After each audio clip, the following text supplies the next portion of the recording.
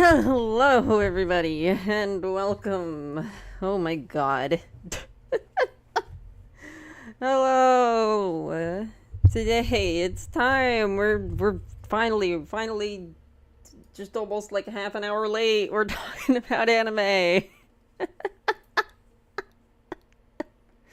Oh my god. Jesus. I've been basically just putting shit together. I was trying to cut down on things so that I could, have other things that I could do today. Unfortunately, that is not what happened. Unfortunately, that is not what happened.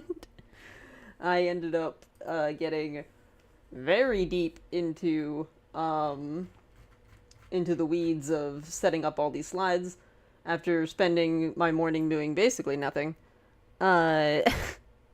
So yeah, we're gonna just try and do this now that I've rushed through making all the slides that I wanted.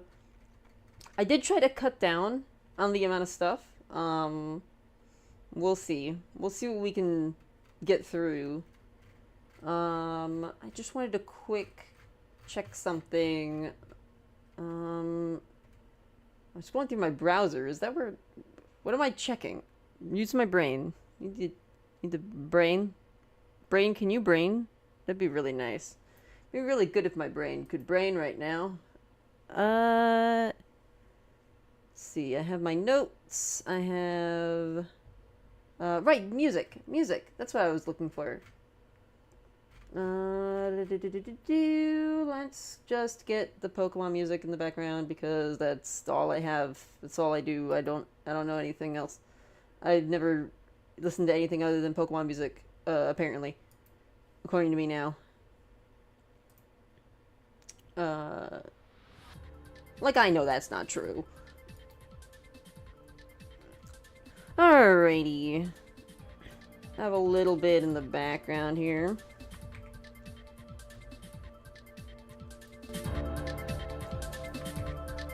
Good. Maybe a little bit loud. I want it to be pretty quiet, pretty like in the background. The mix. Yeah, that's probably good, I think. Maybe a little bit quieter. A little bit quieter. Just a little bit quieter. Alrighty. So, whew. Dying Day this week. Dying Day this week was good.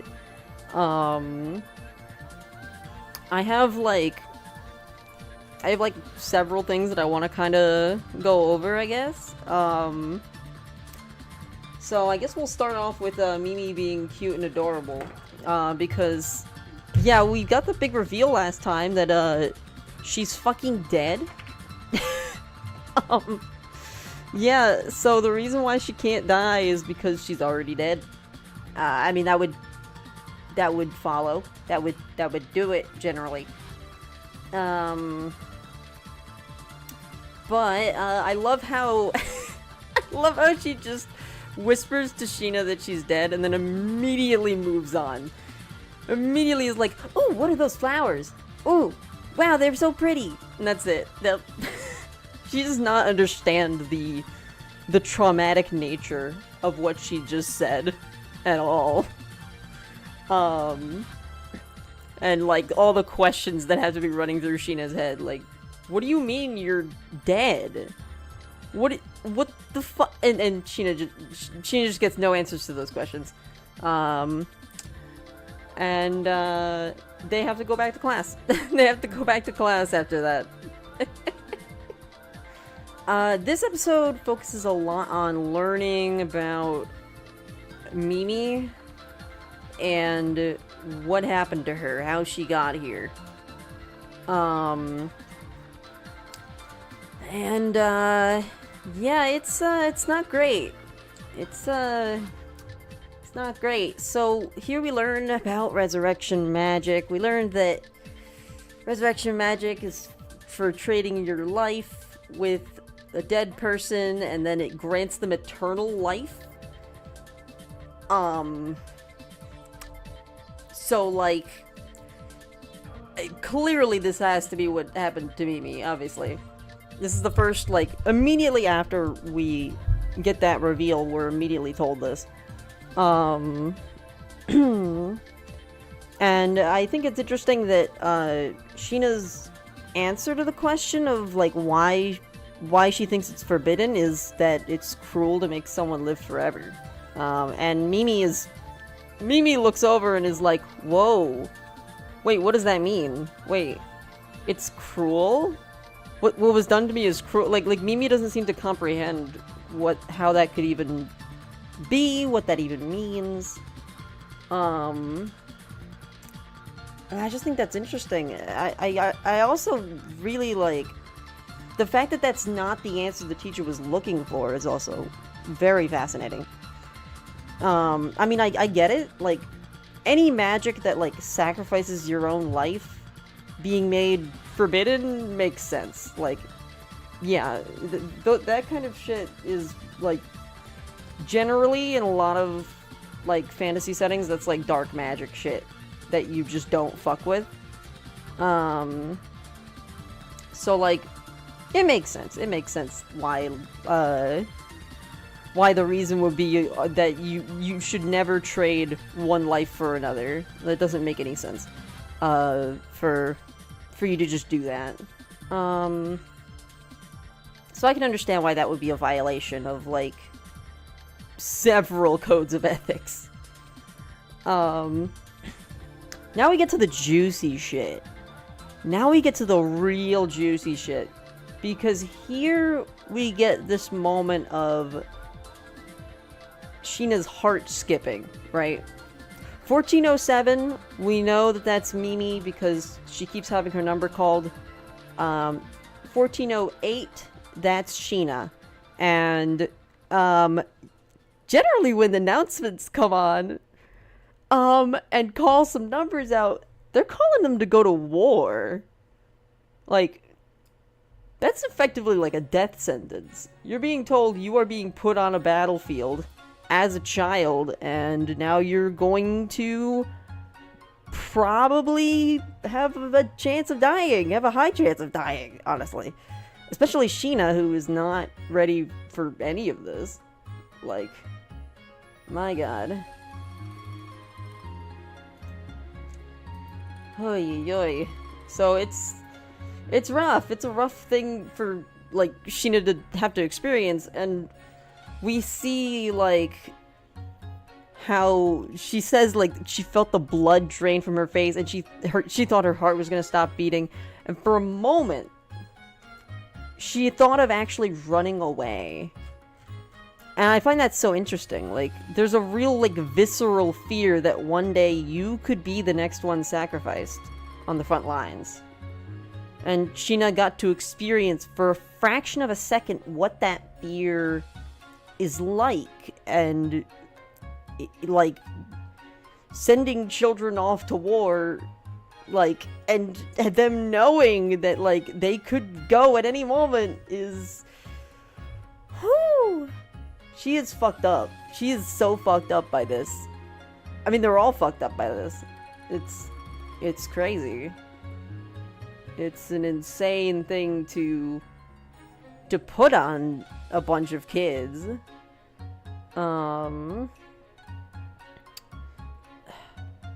I think it's really... I really do find it compelling the way that, though they're approaching this kind of, like, this kind of thing. I don't know.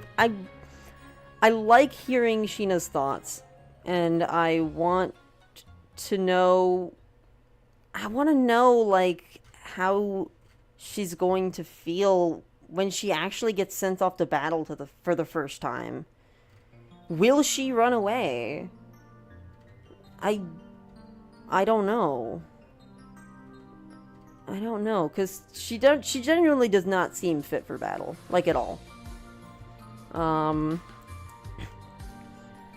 But anyways, we learn about Mimi's secret. Her mom sacrificed her own life to bring Mimi back to life.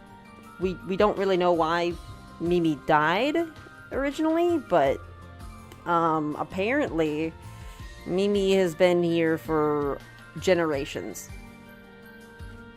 So yeah, we know that Mimi will never grow up, which is really sad.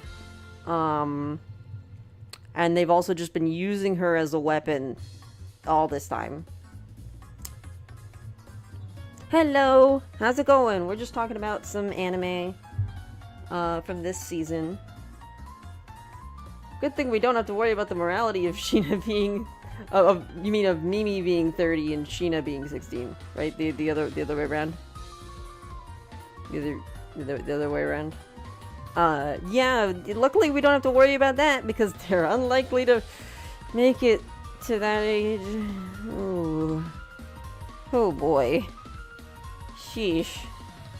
Yeah, it's also, we don't actually know how old Mimi is. So, is that a manga spoiler? Is that a manga spoiler? Sheena growing up eventually? Oh yeah, Mimi will never grow up. Yeah, that's true. Yes. So like, you know, we won't have to worry about Sheena growing up to be, you know, old and being in a relationship with Mimi, because, well, you know, she'll probably die young, because that's how this world works. I'm not happy at all about any of this. This sucks. This sucks.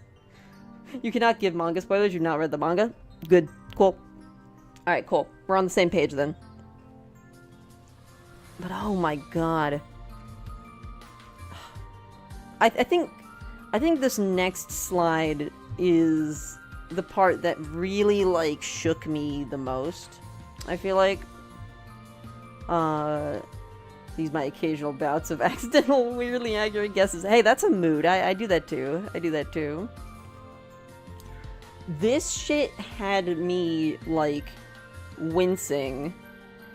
Like Sheena's trying to advocate for her friend and say, like, hey, no, you can't just keep putting her into, like, making her suffer this. This is obscene. This is ridiculous. And friend, unfortunately, is making a good point. Like, they don't really have a choice but to keep using Mimi. She's the single person keeping the whole country safe.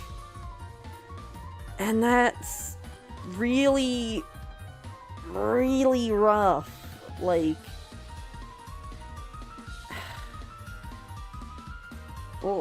my god, the fucking line, like, then will you take her place on the battlefield? Like, Jesus Christ. Oh my god. Please show a little mercy. Oh my god. That line hurt. That line really hurt. The next thing is, I really liked how we learn about the teachers. Oh, not this. Wait, hello? Oh yeah, no, wait, no. This is the other one. I guess I had these in a different order than I originally was using them with. Yeah, that's right. I had them in the opposite order. Is your tummy okay for that brutal gut punch? I'm getting over it. You know, I'm getting through it. Okay, so I'm beginning to think that Mimi getting to experience a normal life might be some issue for this. Like, I think Fran is trying to care for Mimi's mental health. I think that's what she's doing. That's why she enrolled Mimi as, like, a student. And I think that, like, it's very nice. It's great to see her, like living and having experiencing just happiness. It's great. I worry that it may drive Mimi to not want to go to war anymore. Because we had a moment in a previous episode where Mimi was called off to war and she said to Fran that she doesn't want to go. And I think that is because she's experienced something better. But it's hard to say. It's hard to say. I also find it interesting that, you know, there's this whole, council that's, like, doing all the war planning, and, like, the teacher is on it, Fran is on it, and, like, they keep falling back on, like, alright, you know what, fuck it. We'll send Mimi here, and we'll send Mimi here, and she'll just have to take care of all three of these fucking massive jobs, and it's like, can we really just do that? It's like, we have to. We don't have a choice. That's the only way we can win, is if we throw Mimi at the problem. And so, like, the council's pretty uncomfortable with their weapon being, you know, treated as just a normal child, when, you know, their weapon's kind of been around for years and years, and who knows how long. Like, why are we treating her like a human child now? What is your reasoning for this? And the teacher is like, why did you let Sheena know? Like, why are you allowing the information to get out that Mimi was resurrected? Why are you allowing, like, Sheena to know any of this? And why is Mimi even in the class? What is your motivation? What are you trying to achieve? And I think it is just trying to give Mimi happiness.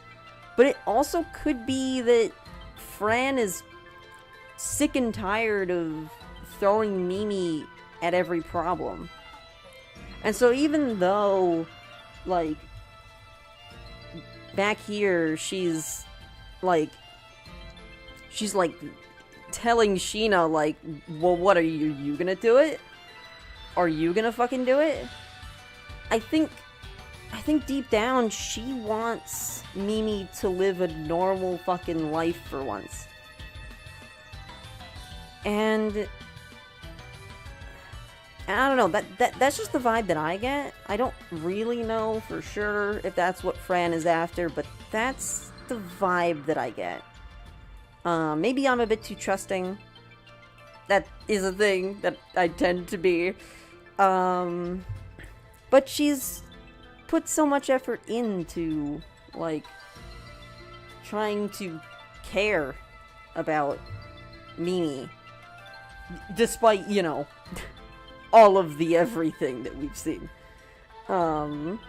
And she even says during this scene, actually, that she's just doing her job as the school nurse. Which is why I think she's trying to care for Mimi's mental health.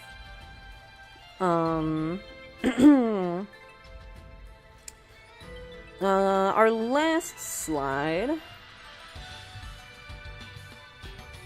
is not this one. I jumped the gun. I forgot that I had them out of order. I have my notes are out of order with the slides. Hey, DGL. Alright. Hit me with it. I know what you're gonna do. I know your plan. I am not going to guess the word that you said. Yep, I know. Yep. Congratulations, Ella. Yep, good job. Chicken butt. I'm so proud of you. So proud of you. Good job. Good job. Oh my god. So, we learn next that the teacher is, not doing so hot. Like she puts on this stoic face and, like, she gives off this impression like she is just like a stone wall that does not care even a little bit. And it's all a facade. It's a front that she puts on, because every time one of her students dies, it's just like it compounds, like the guilt, the trauma. There she is, fucking curling up in a fetal position the moment that she gets into her office and crying, like it's just fucking, like, I can only imagine being a teacher, being a school teacher for young kids, for just some kids, and, like, just having to, knowing that they are going to go off to war. I can't comprehend that, and I imagine there's a lot of people in, like, maybe even, like, military training. I don't know. I don't know what it's like, but I know that there's a lot of heartless shit that goes on in that. But here, this is children. This is fucking kids. This is young, innocent, like,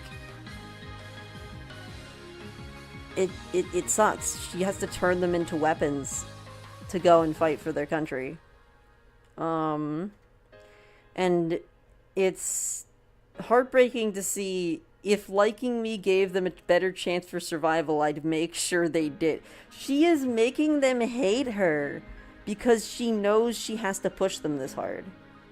She knows she has to push them. She cannot think of any other way to make them effectively ready for combat other than to continue pushing them and draw that ire back onto herself.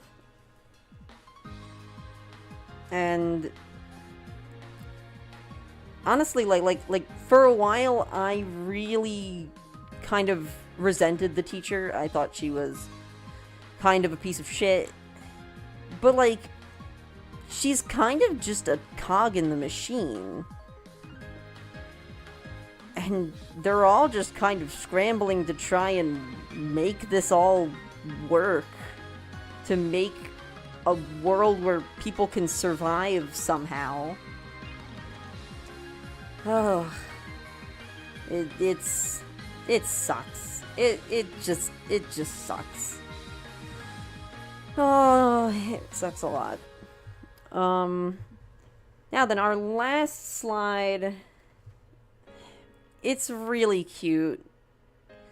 Like, even despite everything, it's really cute to see Sheena giving Mimi the opportunity to just experience happiness. And I think that that's gonna be a key thing throughout the show. I think that throughout all of it, Sheena is going to try to take opportunities of all of these little moments and show Mimi the opportunity to have fun. And also, like, gay, homosexual, gay. Oh my god. I love how Mimi is just like, the best thing is I get to spend all my time with you. And Sheena's just like, I have a lot of fun with you too, Mimi. It's like, oh.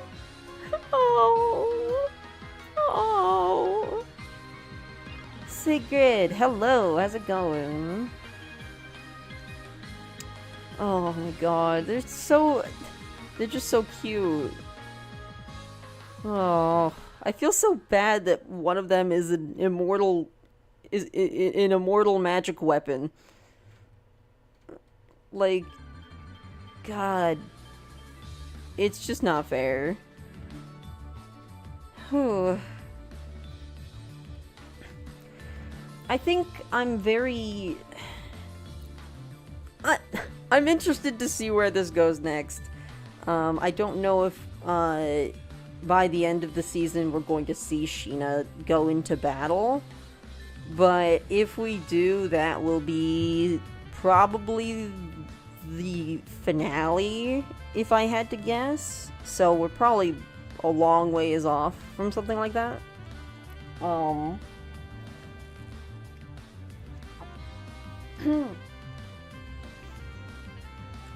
I just hope that, like,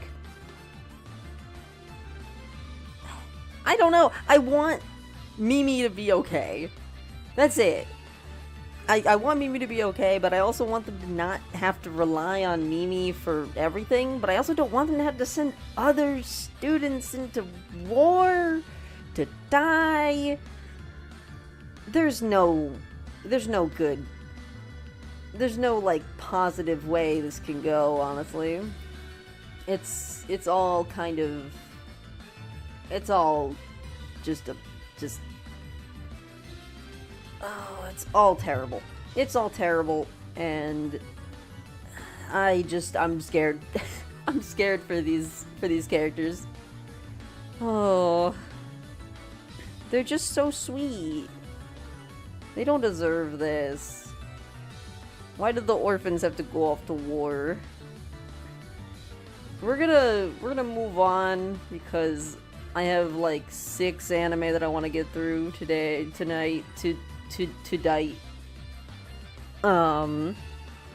So we're gonna talk about Mushoku. And first things first, how the hell is Rudy a good dad? Can we get out of here? Can we? What do you mean he wants to actually look after his own daughter and cares about fatherhood? Hearing Rudy as fucking Grey Rat say, well, maybe your husband needs to think more about fatherhood is like... What? What? I'm sorry, what? Sorry, excuse me? Huh?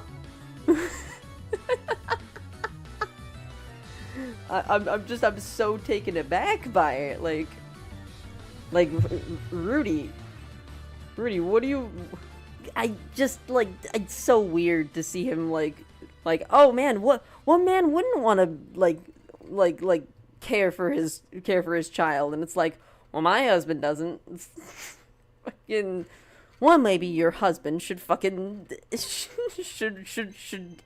should get a fucking grip on reality. Why is he even a dad? Seems kind of fucking stupid. Like, goddamn, Rudy is. Like, heck. I will say this was not the reunion that I was expecting to happen this episode.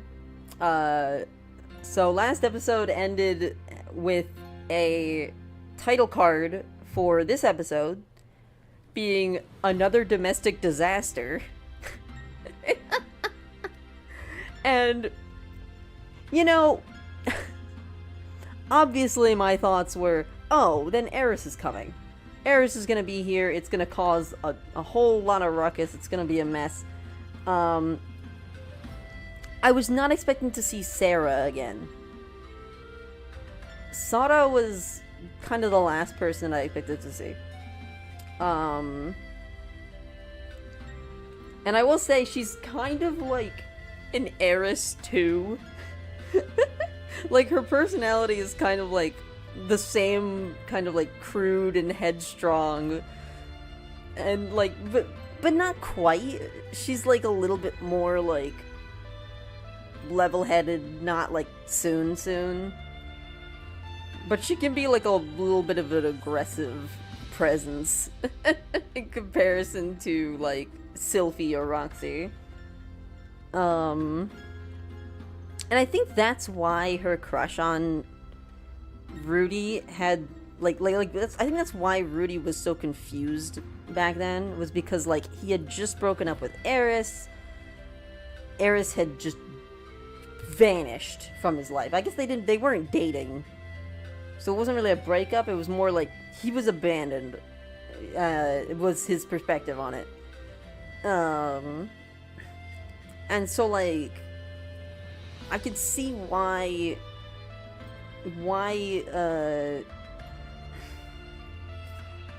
brain. I could see why Rudy felt like maybe he should like Sarah. Because they were kind of like the same like ballpark of like angry girls.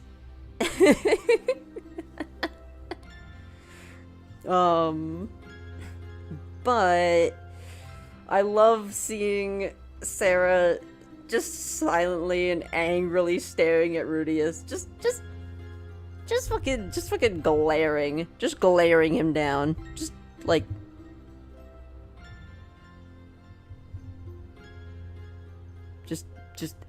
I'm looking at you, and in disapproval.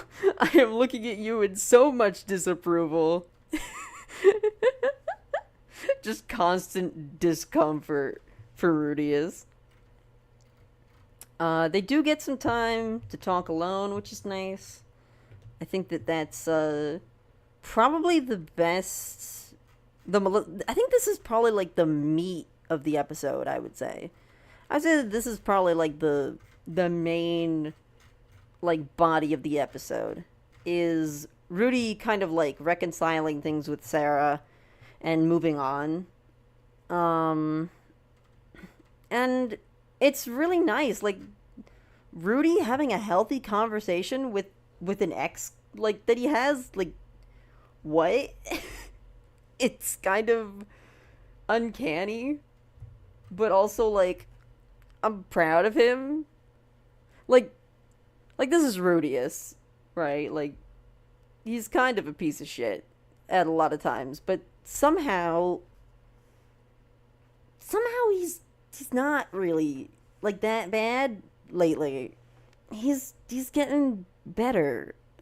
And I don't know, this just seemed like a very mature conversation. And I was pretty happy with it.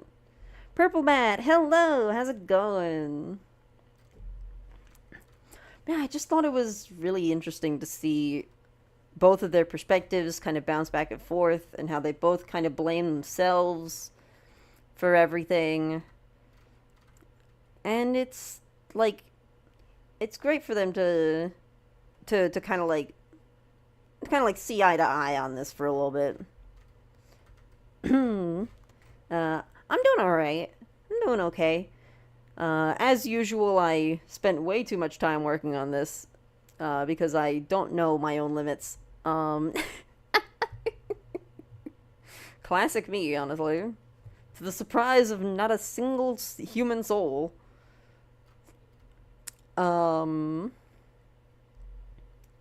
Yeah,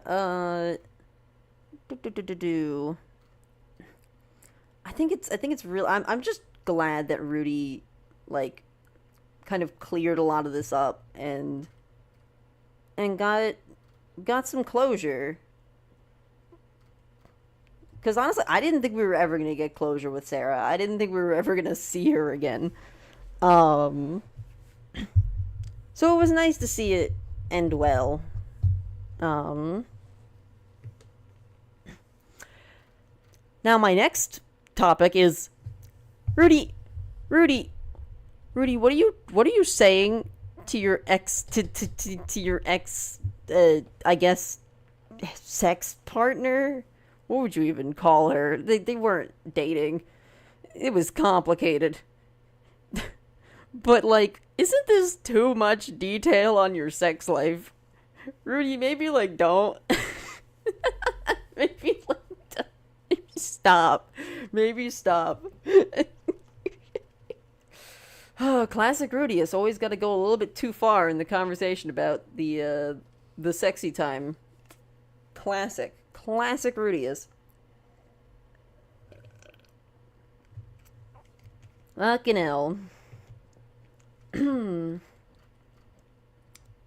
I will say, this is a very good point to remind everyone that Rudy's type is girls who saved him from difficult situations. So, Sylphie saved him from erectile dysfunction. Hilarious that was it. That's the bit. She saved him from erectile dysfunction due to a mental block. That's yep. No, that's look, it's pretty it's not like that. It look not like it's not a thing. Like, I'm not saying that's not a real problem. What I am saying is that when I say it out loud, it sounds really fucking silly.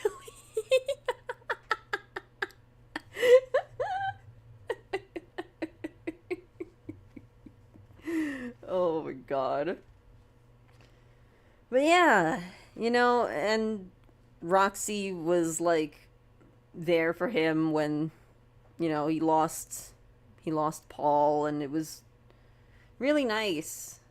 I'm glad that I'm glad that they were both there for him, and I think that it makes sense, honestly. I think it makes sense that Rudy got together with both of them. Because, yeah, they are important people that saved him from, like, being in, like, some of, like, the worst parts of his life. And so I don't know. I mean, I'm glad that it's working out well, even if it's a little, if it reminds me of Paul cheating on Zenith with Lilia. Fucking hell. God damn it. God damn it, Paul. God damn it, Paul. Oh, yeah. So we have this we have this scene with Sylphie and Roxy at the end, and this is oh my god. I just Sylphie, who the fuck, what? What? She's gotta be, like, bisexual and polyamorous at this point, right? Like, like, there's no way she's not into this, right? Like, come on. Also, the moment that Rudy said, "Don't worry, Sylvie, I won't be marrying any more wives," I'm just like, are you fucking sure about that? Are you fucking sure? Rudius, are you fucking are you fucking sure about that? Oh my god. And then Sylphie just fucking goes, "Oh no, I wouldn't mind there being like 2 or 3 people who you think are special, you know? Like who are like who saved you from bad places, you know? I was expecting you to come back with more." It's like, whoa.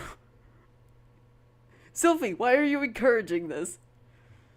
Like, I get it. I understand being like, all right, it's okay. It's okay. We get along, right? Her and Roxy. But when it's just like, oh boy. Sounds fine to me. please bring more women back. Oh my god. It's like, what are we doing? What is the plot of this show? I'm trying to plug in my my mouse real quick, but the thing does not want to get plugged in. Bleh. There we go. Hello there, General Kenobi. You're so right. You're so right, music channel. Welcome to the stream. Welcome to the stream. We're talking about anime from the current season, stuff that's airing right now, basically. Fucking Rudius though. How is this happening? How did Rudius get in this situation? It's a goddamn mystery, but foreshadowing is a narrative device often used. Don't mind your music channel name. It's not just music now you get. Okay, alright, real. Also, I guess I didn't put this on shuffle or loop. Hold on. Let me see here. Get this. Wait. Nope, that's not the playlist. The playlist broke because of something. Come on. Come on, cooperate with me. I know you don't like cooperating with me, YouTube. So we're talking about Mushoku Tensei right now. This is, cause it's one of the shows that's airing right now.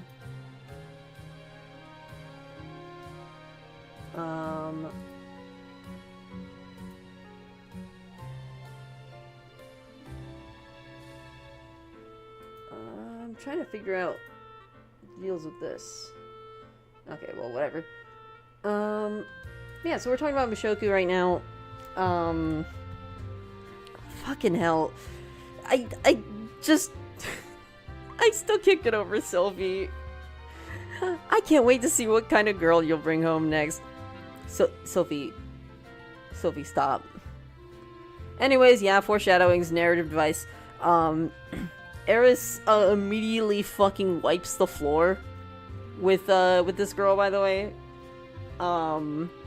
And so Sword King Eris, I guess she's now like, is Sword King like the highest rank, or is it just like a high rank? Like I don't actually remember what the hierarchy is. I think the guy said it at the end of the episode, and I don't fucking remember. But it's a big deal. It's a big fucking deal. I just can't believe it was a single strike. It was over in one strike. It wasn't even like a real fight. So, alright, Eris, you fucking go, I guess. Like, shit. I guess Rudius is gonna marry a Sword King. Can this please be a sign that, like, next episode they're gonna meet? Please, I think it's about time for that to happen, you know? I think it's about fucking time for that to happen. For them to meet back up. But what do I know? What do I know? I'm just this person on the sidelines who's been waiting for 6 goddamn episodes for Eris and Rudy to fucking look at each other again. Oh my god. Anyway, what? Huh? Wait, why is this one blank? Why is this one blank? That one's supposed to be the title card for the next, Why is that one blank? That is supposed to be... I guess I fucked it up. I guess I fucked that one up. Alright, well, it's supposed to be the name of the next episode, which is Phase 4. What the fuck does Phase 4 mean? Like, what do you mean? There haven't been episodes named Phase 1, Phase 2, Phase 3. What does Phase 4 mean? Thankfully, someone else in our watch party figured it out relatively quickly.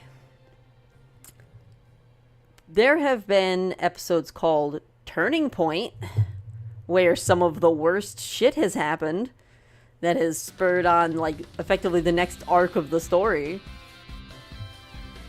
And how many have those have there been? Three. There's been three. The last one was Turning Point 3. So yeah, this is basically them saying Turning Point 4, but not wanting to say Turning Point 4. And I think that's intentional, because every time there has been a turning point, it's been a catastrophic event on the level of, like, somebody or many people are going to fucking die. That's, like, generally what the words turning point mean in a Mushoku Tensei title. So, I think they're intentionally trying to not evoke that feeling, while also saying, alright, but this is, like, a big change that's gonna, like, spur on the next arc. So, like, okay, alright. Because for a while, like, we've just kind of been, like, Rudius living his peaceful life with his family, or whatever, and it's not really been going anywhere. At least it doesn't feel like it. It doesn't feel like it's going anywhere. But it'll... Clearly they're building up to Eris showing up. And if she doesn't show up by the end of this fucking season, I am going to be fucking pissed. I want Sword Girl in the goddamn show, please.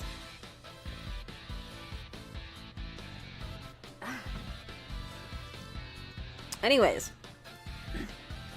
I think with Mushoku, I rewatched a little bit of season 1 recently, and I forgot just how much of a fucking creep Rudius is in those early episodes. And it's amazing to go from there to here and see, like, this is just, like, so much more, like, grounded. Rudius is so much more mature, and it's funny because, like, he was already, like, what, a 30-year-old guy or something when he got reincarnated, but he was stunted. His, like, emotional growth was entirely, like stunted by, like, bullying and being a shut-in, and his family just kind of hating him and not respecting him anymore. And so, like, yeah, he was pretty goddamn immature and a creep. But, like, he's lived a whole ass life now. And it seems like he's kind of become a better person in so many ways, and it's nice. I think that's the appeal. I think that's the main draw of Mushoku Tensei. So it's nice to see. It's nice to see for sure. I'm glad we get to see Rudy kind of break out of his shell, be a less shitty person. Let's talk a little bit about Kaiju Girl next. So Kaiju Girl, in case you don't know, show about a girl who, when her emotions start running high and she starts getting, like, really flustered, she turns into a kaiju. So basically, like, Godzilla. Fantastic show, really fun, really good romance. I think it's shoujo? Yeah, it's definitely a shoujo romance. I remember reading that the author, categorizes it as shoujo. And it's very cute. I love it, and also the kaiju transformation aspect is very interesting for, like, the drama. Of like, oh god, oh no. You can really, like, feel the pressure, I feel like. I think it accurately depicts stuff like social anxiety and maybe, like being autistic and being in love, like, and having, like, meltdowns. I think it very much, like, mirrors a lot of that stuff, and I really love how it does that. So the first thing we see in episode 5 is that Kuro has started turning into a full-on kaiju just by, like, thinking about Minami's love confession that happened, like the previous, like, time they met up. like just thinking about that has just led to, like, her needing to be ready to jump out the fucking window so she doesn't destroy the entire house. So that's, dangerous and not good at all. She's kind of very vulnerable, and, I mean, at the end of last episode, we had, what was his name? Kotaro? The, sort of her, like, uncle, father figure kind of character. We had him saying that, like, this could get a lot worse. And yeah, that's kind of starting to seem like it's getting there. So we'll have to see if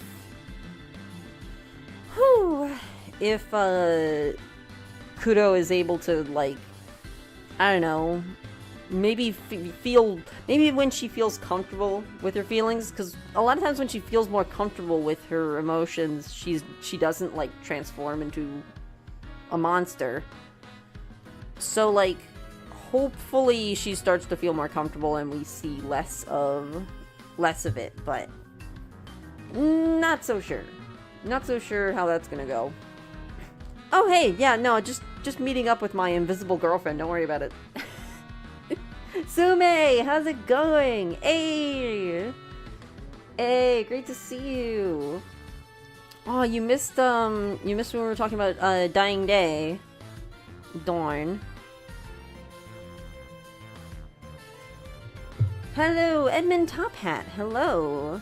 How's it going?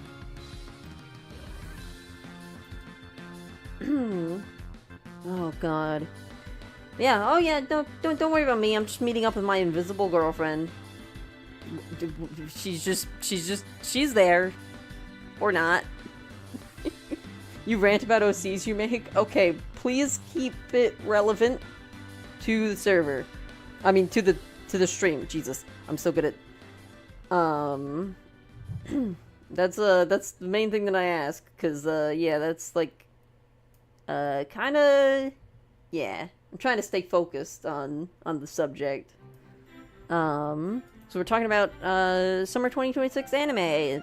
The episodes that came out most recently for each of them. It's hard. Okay, but yeah. All right. Oh goodness. So Kuro overhears this because obviously she hides nearby. And she's like, "Wait, introduce me? Introduce me to other people? Oh God. If people realize that I'm his girlfriend, I'm gonna... his life will be ruined. Like, they will fucking ruin him for that." She's not just an introvert. She's very insecure about herself. For reasons. When she's flustered about, are these all romance? They are not all romance. But, a couple of them are. I think it's just, like, sort of fighting games. Dying Day, sort of, and Kaiju Girl are, like, romance. She looks nice. Here's the thing, she turns into a kaiju when her emotions get a little bit... So, like, she turns into Godzilla, effectively. When her emotions kind of run high and she gets embarrassed. So it's a little, yeah. I know some people who try to smash that. Listen, she destroys buildings. Accidentally destroys buildings. I understand. There are characters in this universe who are very enthusiastic about monsters. In particular, there's one character that is probably one of my favorites. Manatsu. Manatsu is hilarious. She just wants to fuck the dragon. That's it. She sees the kaiju and is immediately like, oh my god, I want it to step on me. And everybody's like, you know you die, right? You know, like, that would totally kill you. And she's like, I want Harugan. The Harugan is like what people call Kudo's kaiju form, because they don't know that it's her, is the thing. And so Manatsu's just like, I want her, I want him to step on me.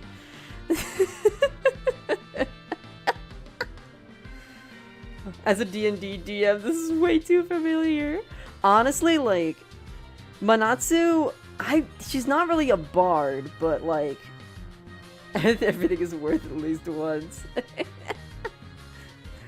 Like, Manatsu's whole thing is that she makes her own, like, kaiju merch and her own, like, kaiju, like outfits that she wears around every once in a while. She cosplays as kaiju and just gets, like, she has like a Mothra type one and like like a dragon.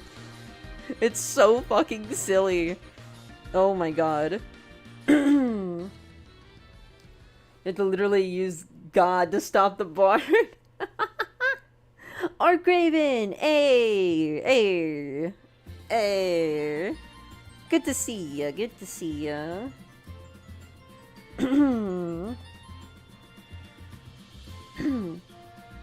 Bards are scary. Bards are very scary. Anyways, Kudo is basically like, is good friends with Manatsu, but basically just does not entertain any of Manatsu's crazed ramblings about Harugan. She's just kind of like, whatever, I don't, just please stop. She's in love with Minami. That's all that matters to her.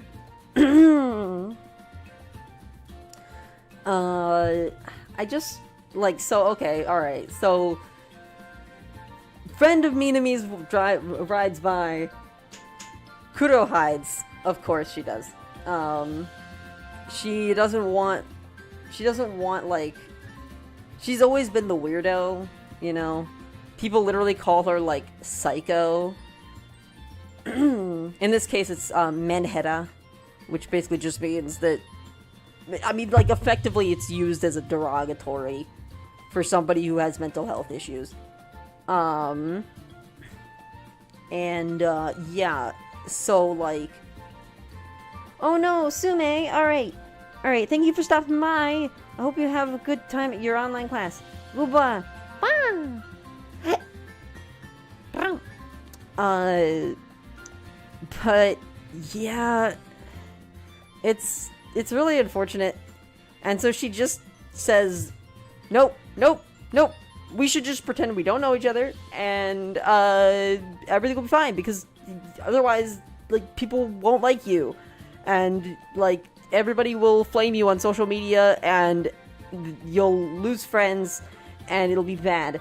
And Minami's like, I don't give a shit about social media, and I don't want any friends that are that shallow. Like, I care about you. And this is where I just say, Jesus Christ, Minami's like the best guy to ever fucking exist on this planet at this point. Like,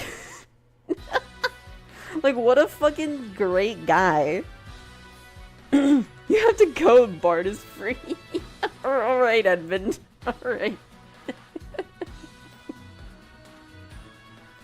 What's the name of the anime? This anime is called Kaiju Girl Caramelise.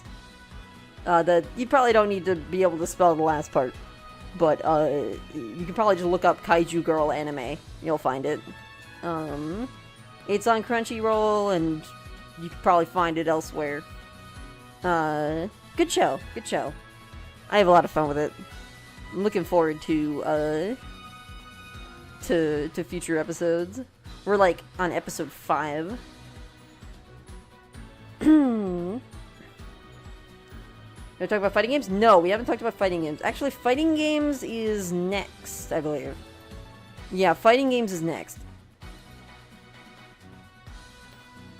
Yeah, actually, the next episode of fighting games is the only one that I have more than 10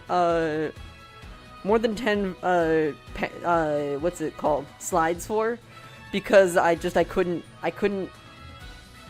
make like a presentation of that any shorter.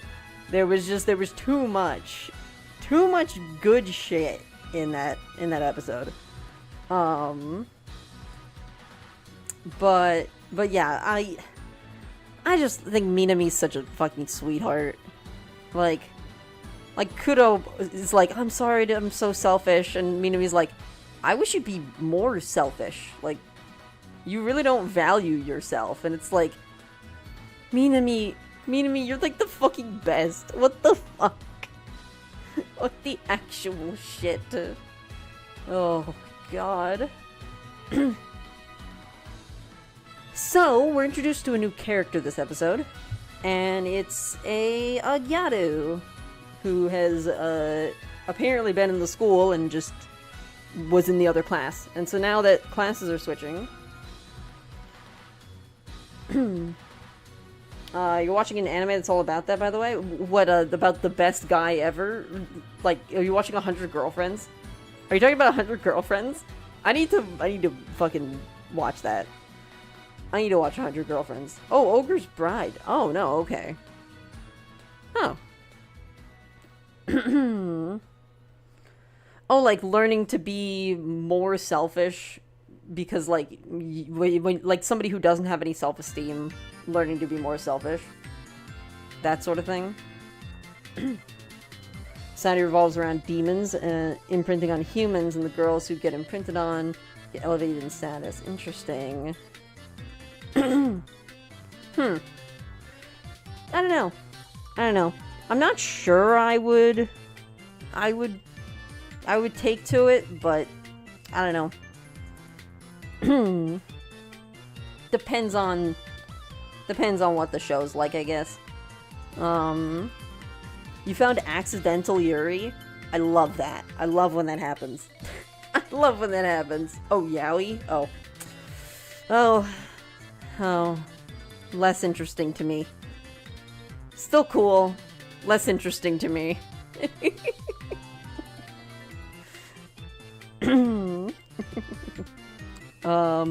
But yes, new character, Riley. She's very cute. Seems like an absolute sweetheart. I like that she's a nice Gyaru character, you know, like, but I did write up a whole thing. Like, I've heard that some people complain about the nice Gyaru, like, archetype that's, like, been kind of, like, very common lately. Like, there's been a lot of, like, extremely kind and, like, friendly Gyaru, and, like, Gyaru who are, like, nice to, like, the nerds or whatever, and stuff like that. And it seems like I've heard it get, like, a little bit of, it seems like it's kind of, like, gone a little bit of, like, I've heard people debating about it, basically. Because Gyaru is a very rebellious thing in Japan. Sort of like a punk, goth, or emo sort of, like, vibe. Like, they're rejecting the norms of Japanese society and acting counter to them. And so, like, Gyaru hold, like, a strong resentment for society. And, like, I can see where people are kind of coming from when they say that, like, why are these Gyaru so nice and so prim and proper?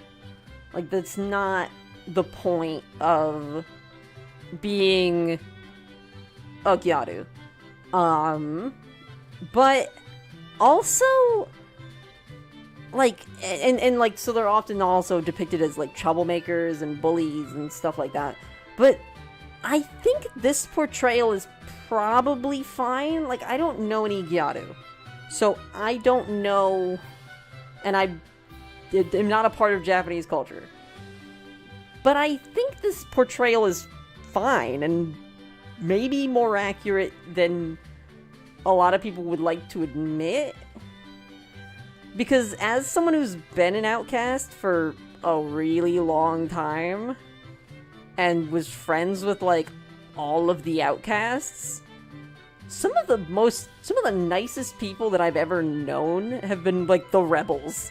Like, the goths, the emo, the punk, like, the queer and gay. Like, everybody, like, who was in some way, like, pushing up against, like, the norms of society were, like, some of the nicest fucking people that I've ever goddamn talked to.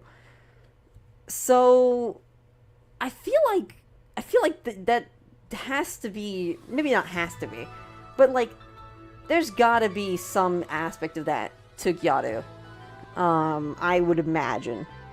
I would imagine that they are just not traditional, right? They more are trying, they don't like the society, but, like, they can like people. They can be nice to people. I was one of those ADHD kids that they always shunted into a separate classroom with others. God, yeah. That shit sucks. That shit is awful.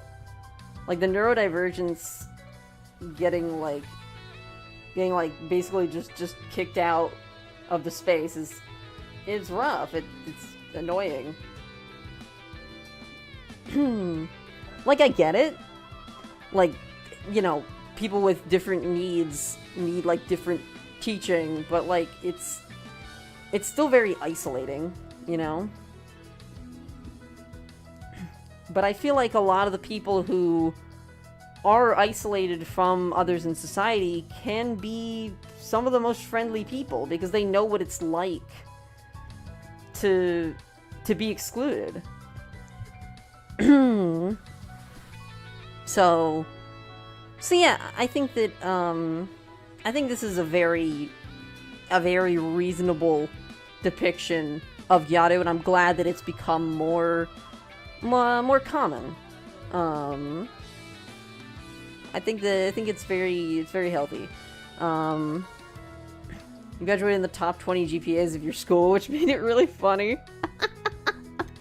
I did really good in high school. Yeah, I did really good in high school. I mean, I don't think I was in, like, top 20 or anything. Maybe top 30. Or was I in top 20? I don't fucking remember. I might have been in the top 20. I don't fucking remember. It's not that big of an accomplishment. High school was in Florida. You know what? Real. Oh, God. Oh, goodness. I do like that, Rairi's first thing when, like, seeing Kudo and knowing that, like, she's Minami's girlfriend, she's like, ooh, I gotta help this girl. I gotta help this girl to be healthy and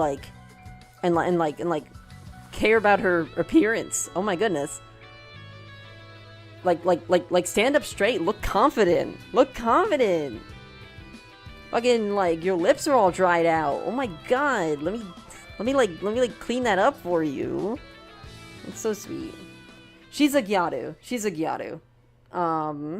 not a foreigner. She's the Gyaru.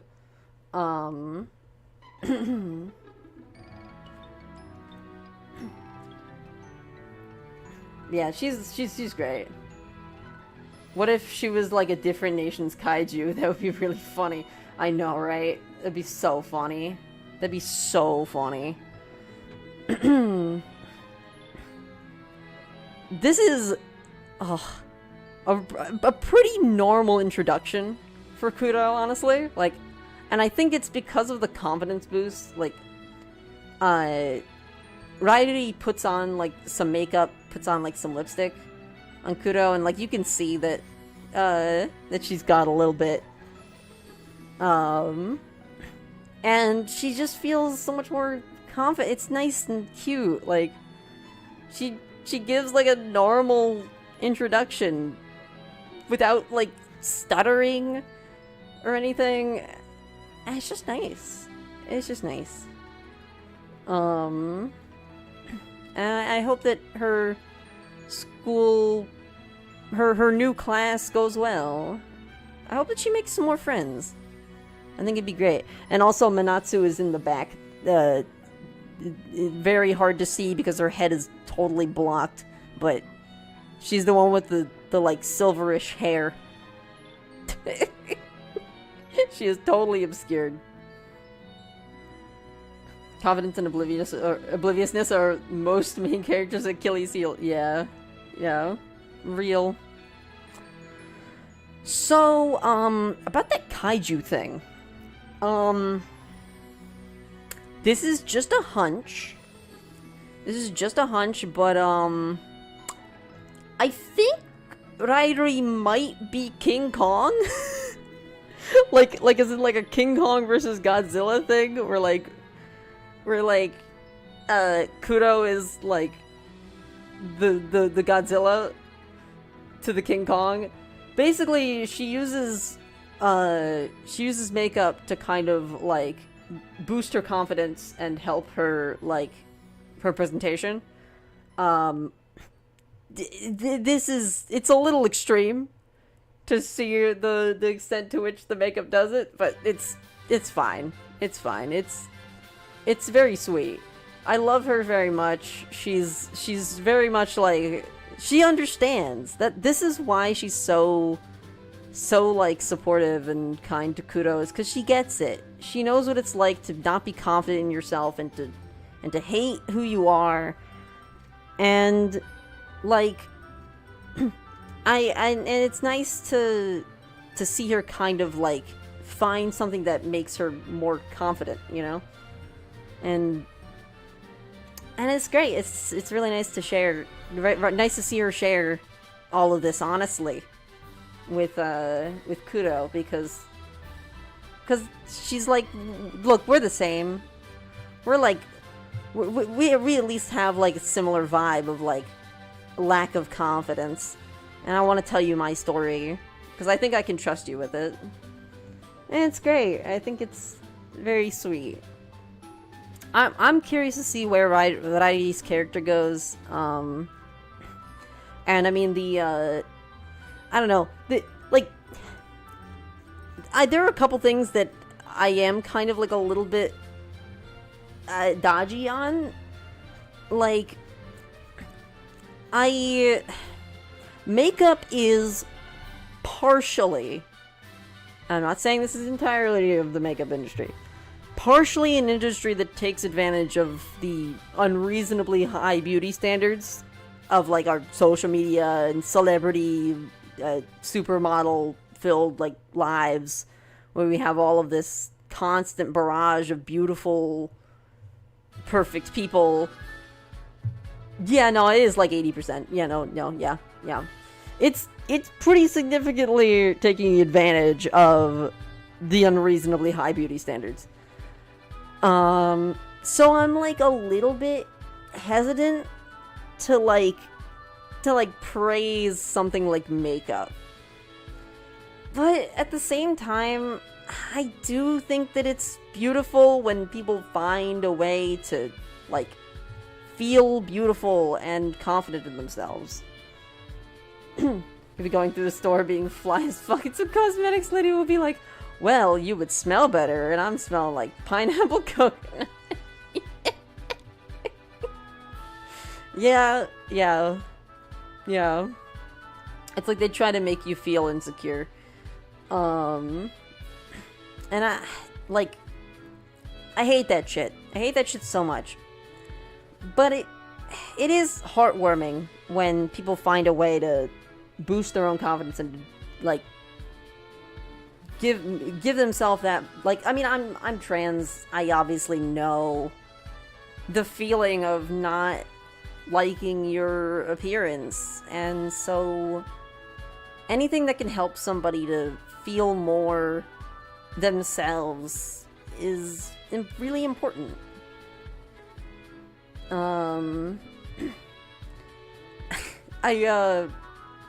So basically, Rairi wants to make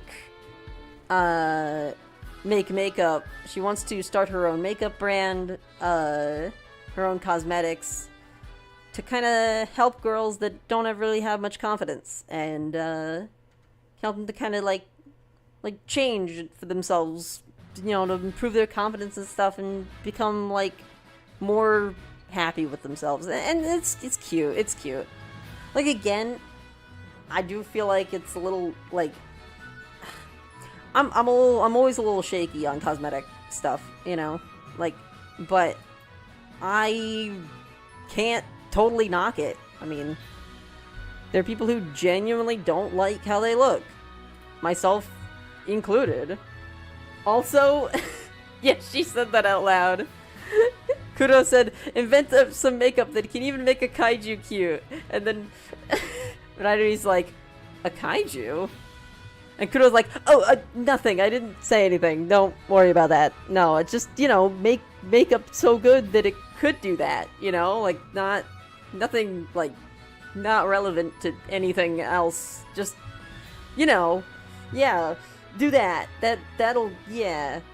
And then Rairi's like, yeah, that's exactly what I'm gonna do. And Kuro's like, Jesus, that was close. Oh my god. Like, Kuro, don't get too enthusiastic. Don't give yourself away. Like, hold.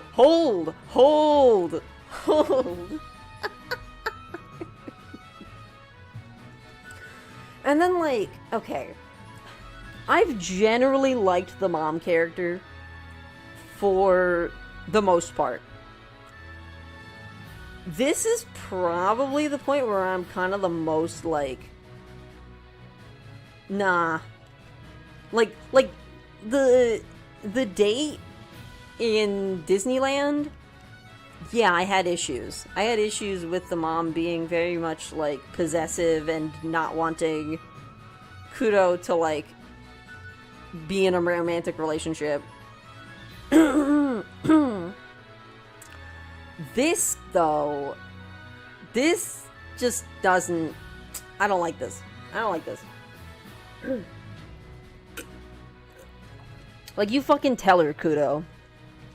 You'll decide what makes you feel the best. You'll decide what appearance you like for yourself. That's how it is.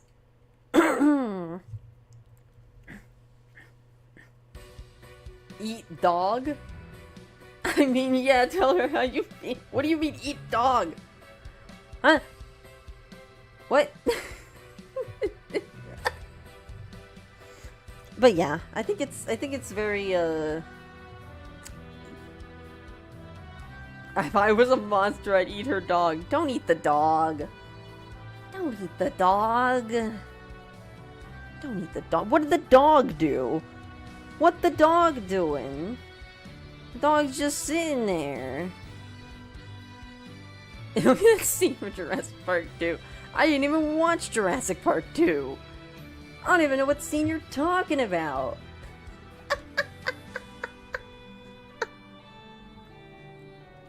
But yeah, the one thing that like I feel like you just don't say, like, to your kid is, I don't think it suits you. I like you best when you look like yourself. And it's like, bitch, she'll decide what herself even means for herself.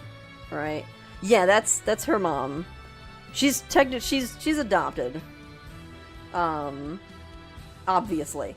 Her mom is not a kaiju. And presumably did not bone a kaiju. It seems like her and Kotaro, like the uncle figure, it seems like both of them were like conservationists who like worked for like a secret branch of the government or some shit. Some crazy shit. And so like she had her hands on this egg that hatched into Kuro, I guess. And there are hints that the uncle might know too. But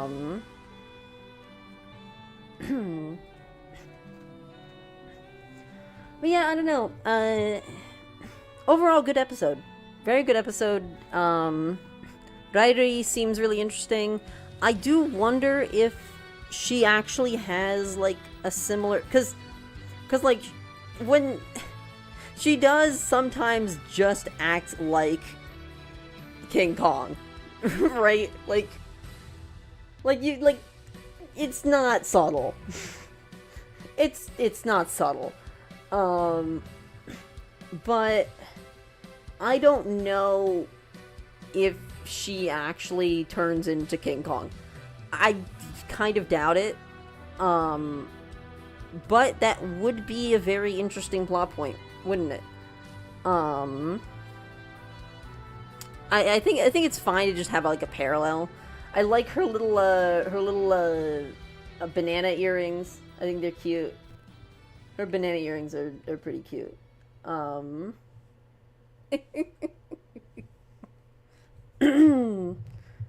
She's got the monkey face. She's already climbed a building. Is she eating a banana yet? Yes. Look, she has a banana. Look on the right there. She has a banana. There's a banana.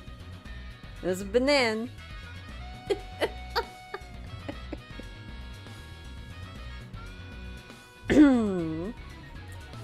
But yeah, that's it. We're just gonna take Salty and throw it out the window. I mean, okay, so basically, like, what we see here is that basically people would call her gorilla. People would call her gorilla. Like, that would be like, that was like the thing that people said to like make fun of her. But and she would play into it. She played into it because like she just kind of like it was like when you are an outcast and you just want to make friends and you don't want to be bullied, you play into the thing that you get made fun of for, because then, you know, at least you have some kind of thing to you, right? Some kind of reason for them to like take you like as, I don't know, part of their community, rather than just being like, oh yeah, you're a loser. Instead it's like, oh haha, you're so funny. But yeah, it's rough. It's rough. I don't know. We see, like, when she's really angry, she does kind of like we get to see like kind of a King Kong sort of physique too, but that might be just representational. It might not be like Kuro's kaiju transformation stuff. So I don't know. I don't fucking know.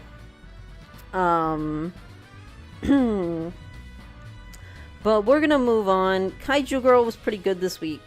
And I'm looking forward to seeing what they do with Rairi's character, and the next arc, I believe, the next episode is going to, I think, deal with, they're going on a field trip, I guess. So,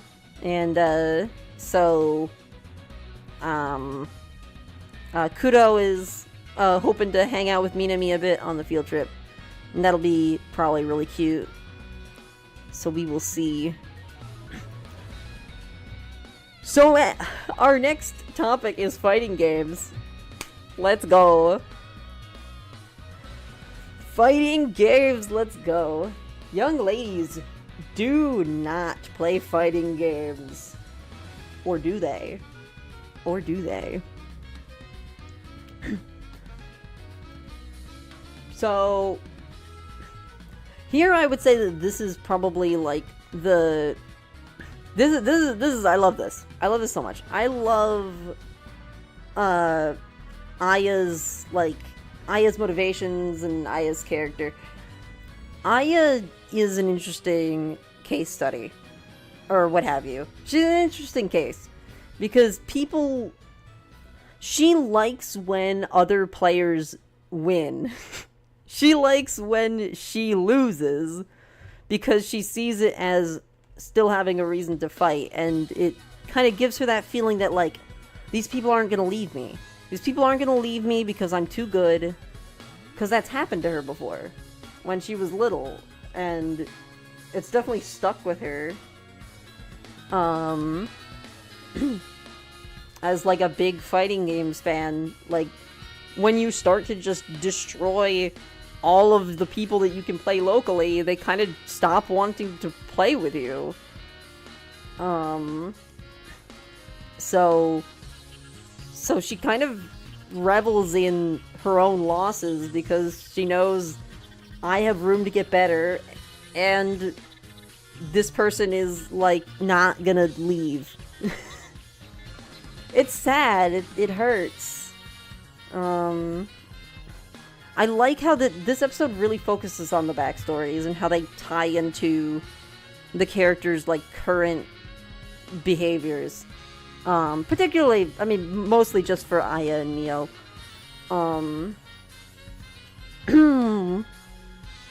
You and Tama get like a little bit, but it's mostly for our two main girls.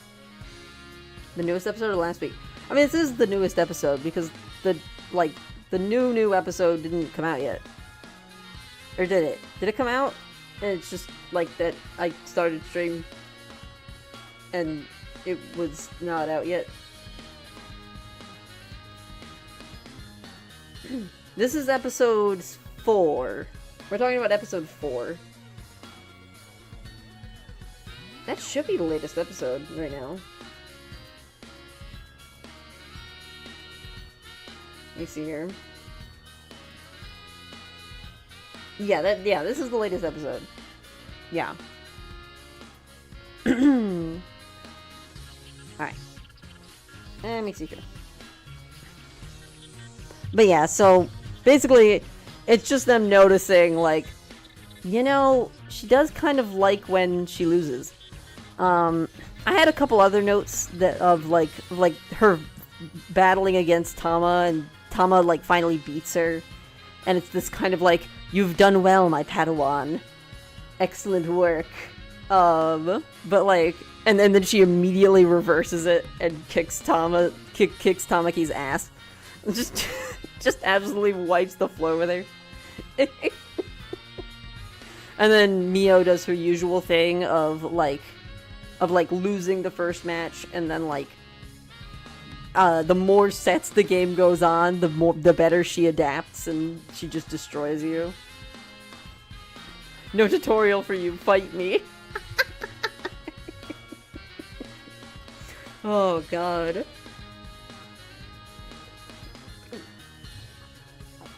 I do like how they've been like training Tamaki, and I could definitely see some pride in Aya that like that like Tamaki's getting better, cause she like helped train her, you know, helped like tell her what sorts of things to do to practice and stuff. So we get to the main conflict of the episode, which is the exams. Aya is unfortunately very relatable in this episode for me. Which is sad that that's a thing, that I'm very much relating to this crazed gamer girl who is unhealthily obsessed with playing games. But I also love how Aya is so weak to to Mio's like sort of performance. Like the tears are just like immediately the tears just destroy her. She's like, I need to pamper this girl. I need to give her love and affection. Oh my god. Oh my goodness. Oh god. But yeah, so basically Mio is absolutely devastated because she doesn't want to study. And then we go into her backstory, which, yeah, ow. Okay, let's read through this real quick. I barely started junior high when I realized I was in hell on earth. Mood. When I went to middle school, it was hell. Classes were 50 minutes, 5 whole minutes longer than in elementary school. This is, like, supposed to be exaggerating and silly. Like, wow, this is kind of really, like, really, you're complaining about 5 minutes? But, like, no, it's really relatable, like, especially if you are neurodivergent, like, if you are on the autism spectrum or you have ADHD, you know what it's like to just lose that 5 more minutes per class. Like, oh my lord. You put your head down in 5 minutes in school and it's been 2 minutes. Exactly. And then you do that shit at work, it's been 10. It's like you get time when you need time and you lose time when you need to. Wait, they give you time when you want the time to go away, and you lose time when you need it. That, yeah, there it is. Something like that. Yeah, you try to kill time and it slows, yeah. And there were 6 classes a day, Monday through Friday. Total madness. They demanded I sacrifice afternoons, evenings, and even weekends to studying, when that should be gaming time. The spiritual agony was unendurable. The state was trampling on my human rights. Ow. I have been mortally wounded. I've been fucking mortally wounded by a character being a crybaby about middle school.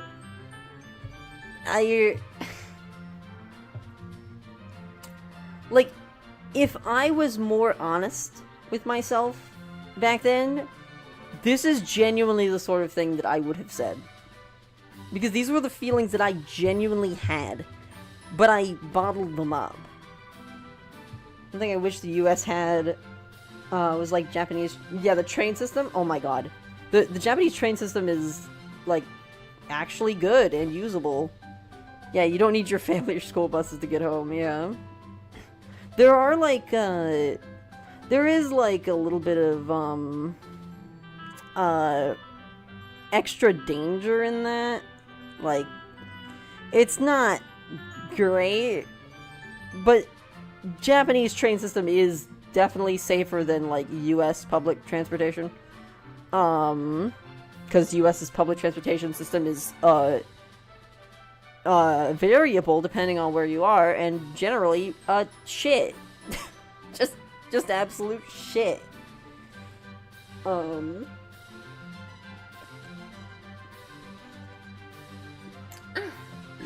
so, yeah, like, Japanese schools have, like, a lot of after-school activities. I think that's really good. But not Kuromi. Kuromi is very, very, elitist. Oh my god, they are very, like, you do not do anything that is not proper in this school. They probably have clubs, but it's probably all, like, I don't know, tea club or some shit. Something ridiculous. Something ridiculously posh. Something really posh. When you were in middle school and high school, you lived at the edge of the county. The bus rides were a whole hour. Jesus. Flower arranging. Yeah. my god. Alright. Here we go. Here we go. We're getting to the thick of it. The incident. Oh no. Oh, we're gonna learn about the incident. So, the fuck? What the fuck, Mom? Mio's mom is fucking crazy. Okay, like, what? Why is Mom from the JJK universe? Yeah, what the fuck? I've locked your computer in this safe. Now you can do one of these two things to get your computer back. Either get into a high school of my choosing, or defeat me in a physical fight right now. Remember when you gave up karate about a year after like a year and a bit of doing it? Remember that? Remember? Well, I hope you learned. I hope you fucking learned, because you have to fight me. What? I'm sorry, what? Oh my god. Like, what do you mean? She did legit hit her with a black flash. Oh my god. The premise was the girl could not stick with anything. So Mom was tired with it. Yeah. Like she was just, like, she kept getting sick of everything. She couldn't stick with karate, violin, piano, I think was one of them. She just was not interested in any of it. Like, she was interested in first, and then she fell off. Like, and that's fair. I think Mio is, like, a very, very prime example of ADHD. Mio is very ADHD and definitely has a special interest in, like, fighting games.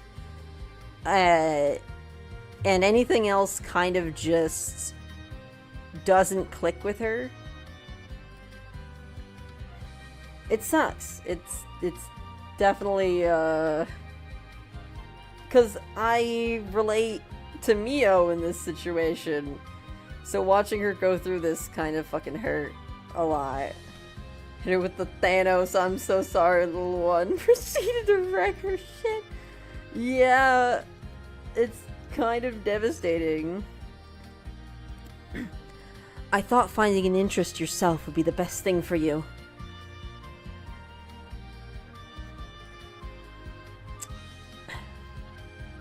But now I know better. Like, what the fuck, dude? That's technically not a direct quote. I technically stitched that together, but, like, that's effectively what she's saying. Like, the full dialogue is, like, like, I thought finding an interest yourself would be the best thing for you. Do you remember when I bought you that thing? Your gaming laptop? You said you'd buy... And then Mio's like, oh yeah, you said you'd buy more if I scored above average in all my first midterms. And it's like, yeah, and you did. You did a great job. But then you got more obsessed with games than you were before. And I've just been telling myself to not worry. It's gonna be okay. Mio's just growing at her own pace. And now I know better. If you keep going like this, you'll become an adult who only knows how to play games. And that hurt me. That hurt me when I was watching this episode with a bunch of, like, friends in, like, a watch party. That hurt. That hurt a lot because I'm over here being a streamer. I'm over here being a fucking streamer. And I'm like, oh no. I did so much. I tried so hard. And now I'm just an adult who just plays games. Ow. Oh, God. So, yeah, personal... This dealt psychic damage to me. Yup. I got hit with a lot of psychic damage. Fucking Christ. The dejected look on Mio's face is soul crushing. I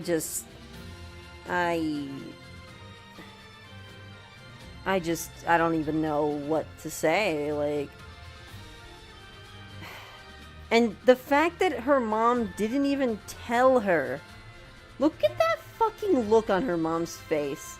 Because she knows that she's sending her daughter to a school that forbids gaming. After saying, oh yeah, you know, you you got into the high school that I chose, so you can have your gaming laptop back. And you can have your gaming stuff. Knowing full damn well where she was sending her daughter. Like, holy shit. That's toxic. That is legit toxic. Got you a little bit too, because you did all that studying in high school to not be able to afford college, and now you're a security guard. Yeah! It sucks. It sucks. It's a weird version of parents sending their kids to Christian schools to fix them. Yeah. It's sending their kids to a prim and proper no gaming school to keep them from gaming. It's like when you send your kids. It's like if you send your gay kids to conversion camp and then they meet other gay kids there, because you know that's all the people at a conversion camp. It's a bunch of other gay kids. Like.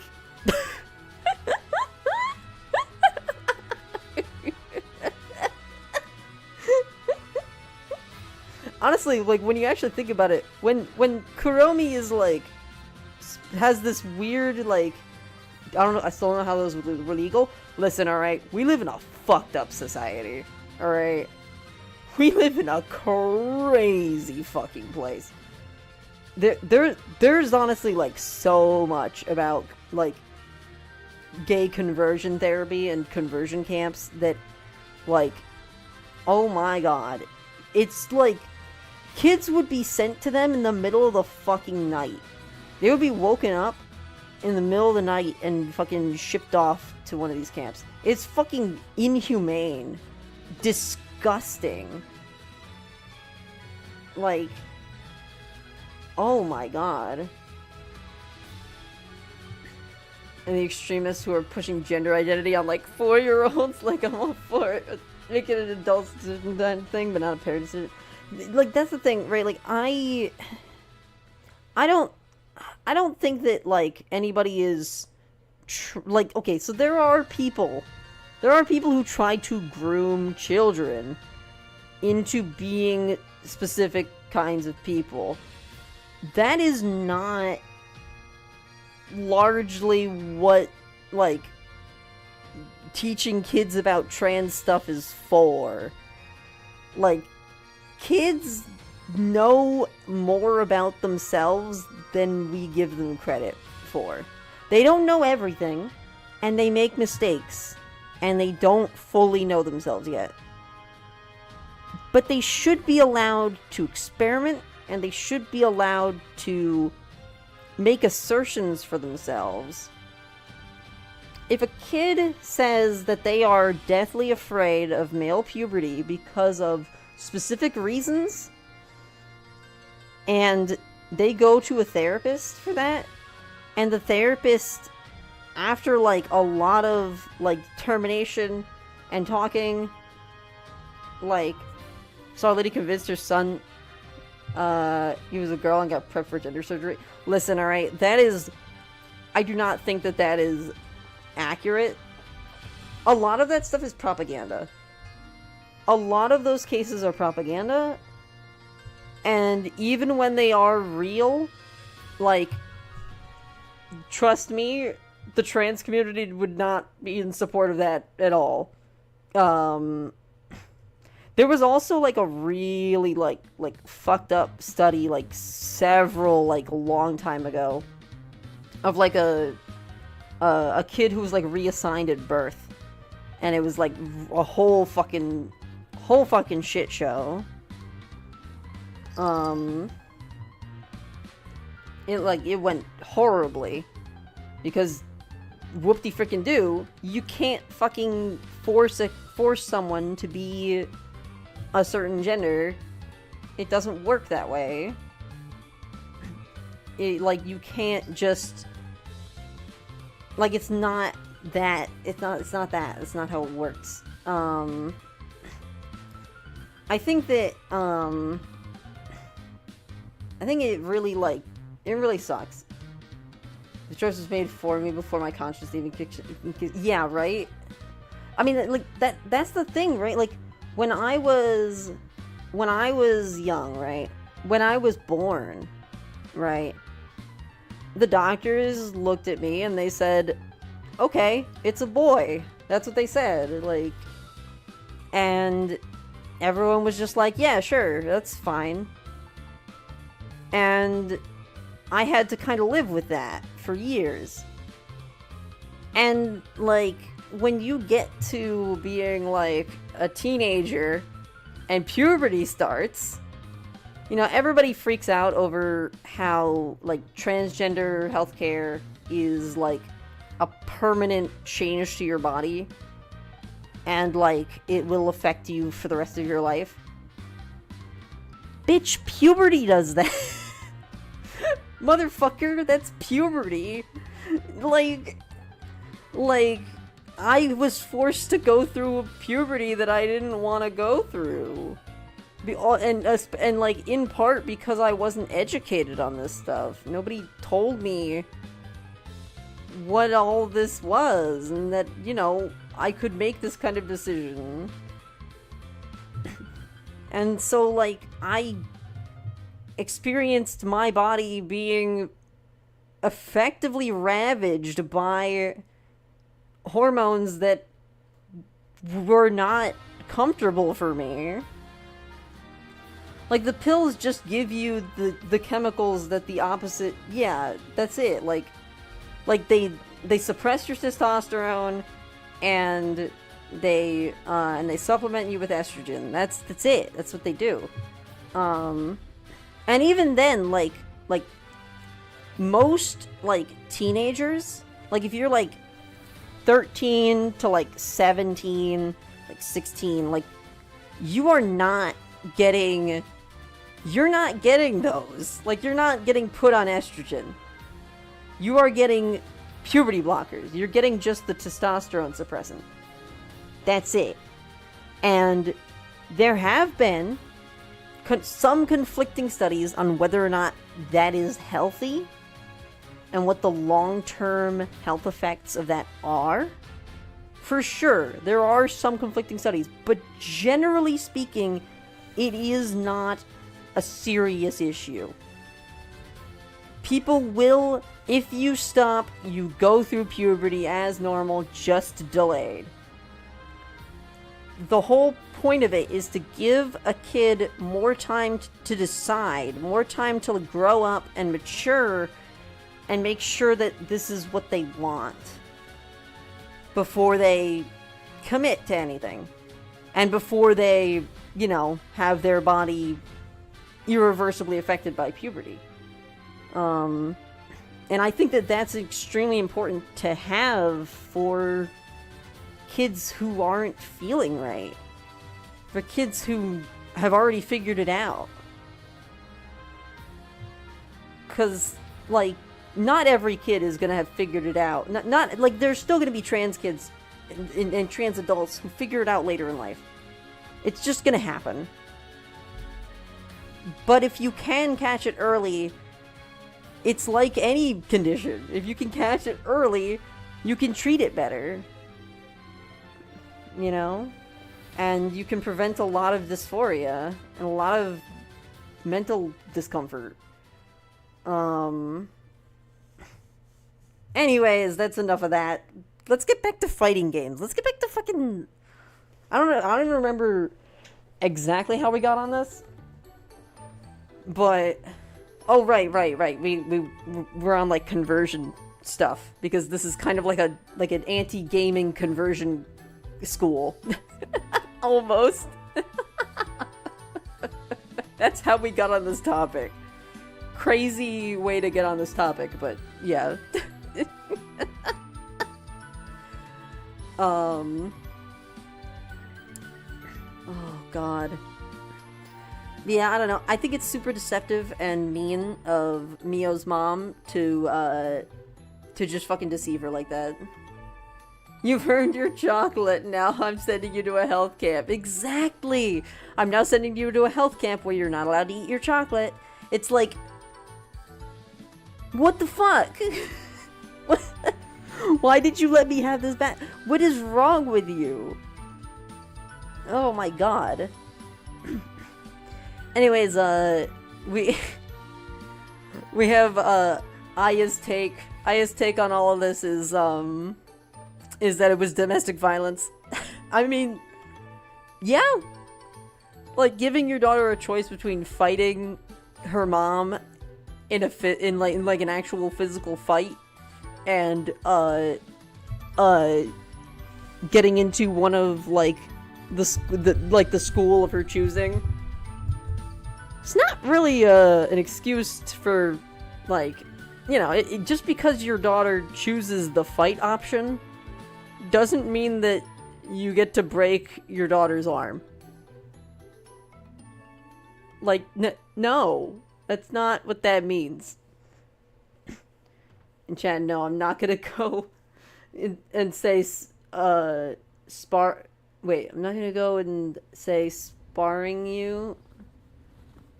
You should have seen the punch that mom threw. Yeah, no. Like, it was crazy. The punch that mom threw was crazy.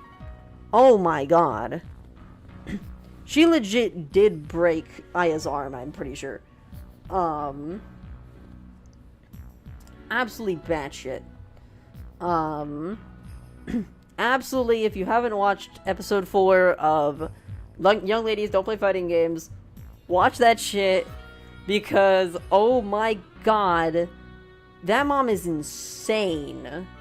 Jesus. My god. But yeah, here's more just relatable Mio just talking. Why do I have to study again after I worked so hard? Ow. That frame in the middle left says 1,000 words. Yeah, why do I have to study again after I work so hard? Like, fucking shit, dude. Ow. Ow. When I was a kid, that was so, like, fuck. Oh, yeah, it's hell. Yeah, it's the Sisyphus. It's the Sisyphus shit. That's what life felt like, you know? And all I wanted was to be free of it. Everything I did in school was for the purpose of eventually being free. That was it. That was the only reason why I worked so hard, why I tried so hard.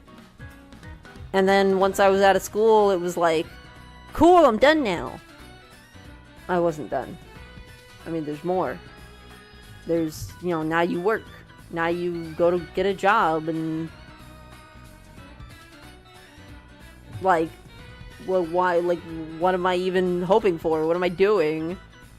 Why I worked so hard and now it's like, what am I fucking doing with my life? And like, I don't know, it's like, was the right decision to, crash out and, become a streamer? No, but, I'm neurodivergent, and I'm undiagnosed, and I'm a fucking disaster, so, I kinda didn't have a choice. Heck. So I feel for Mio. I feel for Mio really hard here. That's American schools. I think Japanese schools are more railroaded into clubs and prepping you for that job. Yeah. Probably. Yeah, I don't know. Maybe Japanese schools direct you better into the factory. Fucking drop you off onto the fucking assembly line. Onto the goddamn conveyor belt. You see people be able to go part-time like every weekend starting like 15. Yeah, it's crazy. People in high school just start doing like part-time jobs like crazy, and it's like, what? Why is this culture so workaholic? It's so toxic. I feel so bad for like for any kid who has to do that. Look up the term death march. Oh god. I'm scared. Because I definitely have heard this term before. Death march definition. Bleh.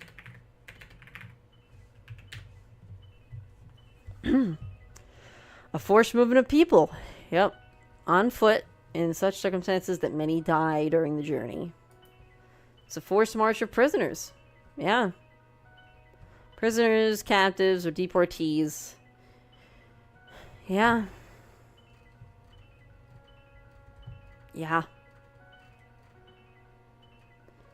Whew. Jesus.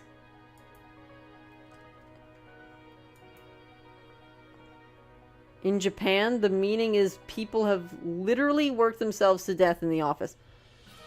Jesus. Wow. Death March, Japan. Meaning.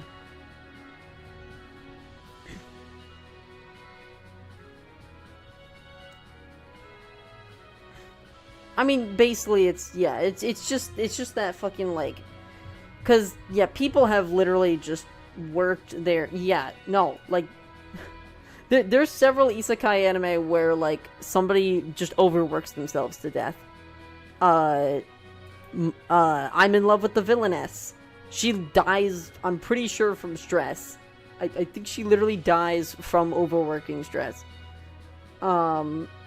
Fluffy Paradise. I haven't watched that one, but I will take your word for it. What was it? What's it called? Zenshu? I think it was called Zenshu. Let me double check.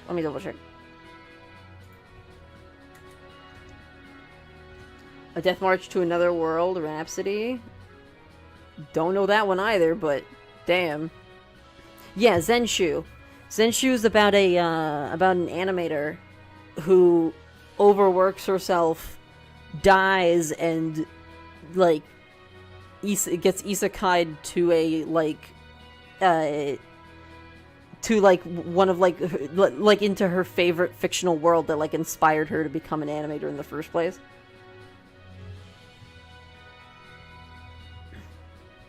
Death March to Another World, that one's fucked up because a guy who overworked himself making a video game died and teleported into his game. Oh, yeah.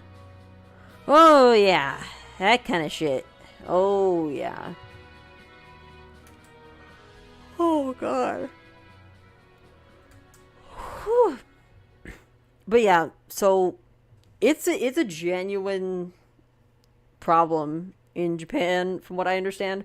I mean, like, consider that like Masahiro Sakurai like overworked himself at Sakurai overworked himself on Smash Bros so much that he needed to bring around like fucking like IV drip. And that's like not an uncommon thing. I mean, not like it's not super common, but like that happens. Like office like people just do that, and it's just like seen as a something to be proud of rather than like a serious problem. Like, what the fuck? He loved his Kirby project and then it died in like 2 weeks. Yeah, what the Air Riders? He was so enthusiastic about Air Riders. It was like the happiest I had ever seen that man. When he was talking about Air Riders, oh my god. Dude's eyes lit up. Yeah. It did release around the same time as Mario Kart World and Sonic Racing Cross Worlds. Yeah. It really kind of got shafted because of that. Anywho, back to fighting games. Oh my goodness. Yeah, before I run out of time, I actually have like, oh my god.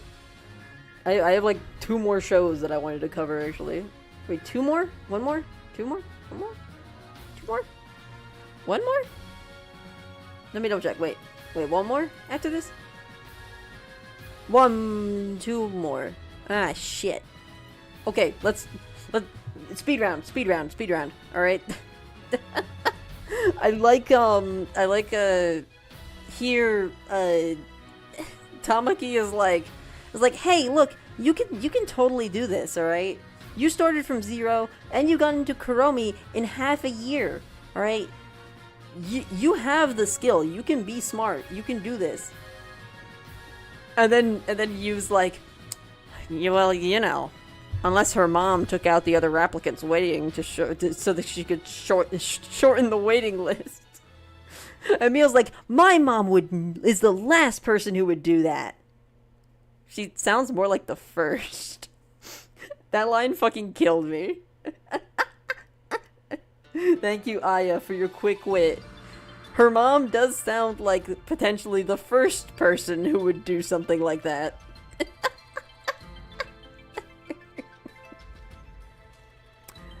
And you ask a very good question.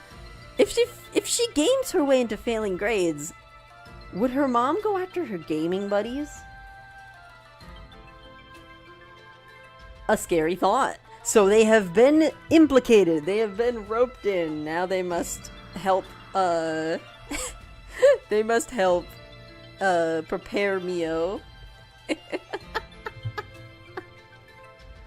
Oh, God.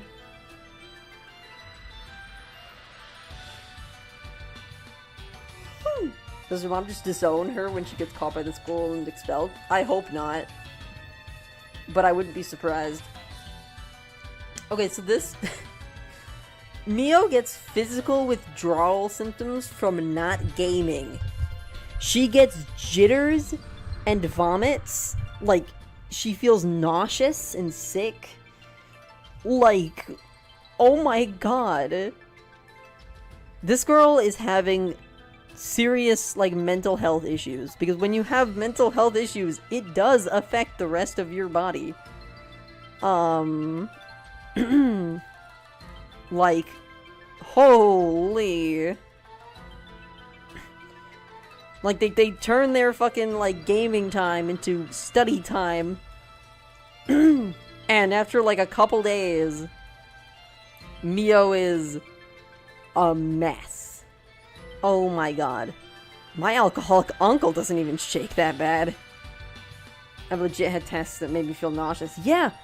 Yeah. I'm a guy, so we don't have mental health. Oh, god damn it, dude. Fuck. Nah. Nah.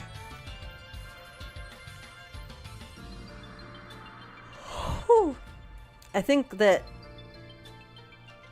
guys really need to be, like, we need to not pressure men to always hide everything.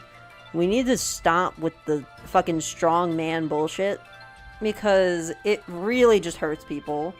I mean, it hurt me. I'm a trans woman, but, like, you know, it hurt me, obviously. The magic phrase, I'm fine. I could be missing the leg, but I'm fine.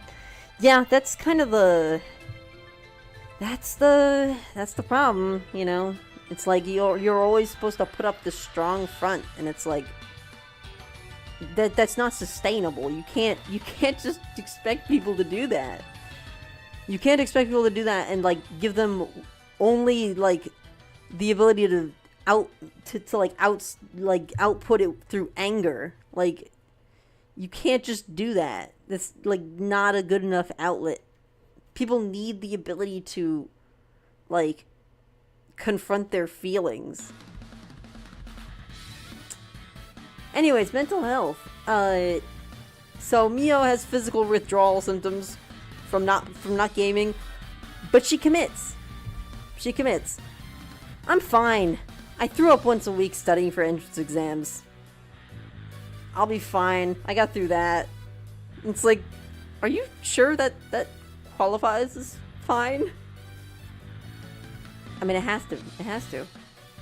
For somebody in Mio's position, she wants to preserve what she's got here, and she kind of has to suffer for it. And it sucks. I mean, that's a big mood, you know? They wonder why the modern man doesn't seek relationships. I can be depressed all by myself. I don't need someone yelling at me. Oh. Ow. I should use this excuse at work. Let you lay it down. Oh boy. Also, I want you to look at the bottom middle panel, by the way. Real quick, look at the bottom middle panel, and I want you to look at Aya's shirt. If you can see that, it says, "I hate testes." Like, T-E-S-T-E-S.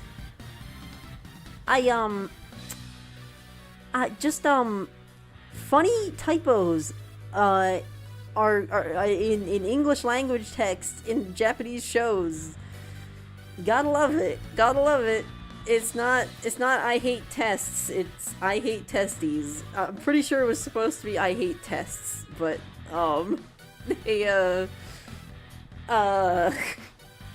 they just kind of threw that in there, like, what?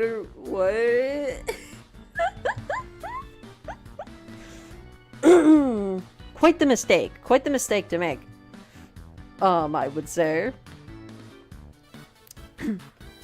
I hate men's shirt and old girls' school isn't that far-fetched. I mean, fair, but the fact that it says testes is like...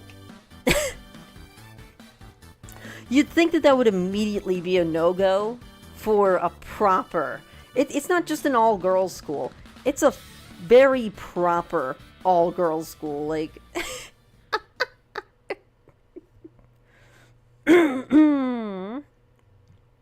It would be unbecoming of a lady to say such words. To say such sexual language.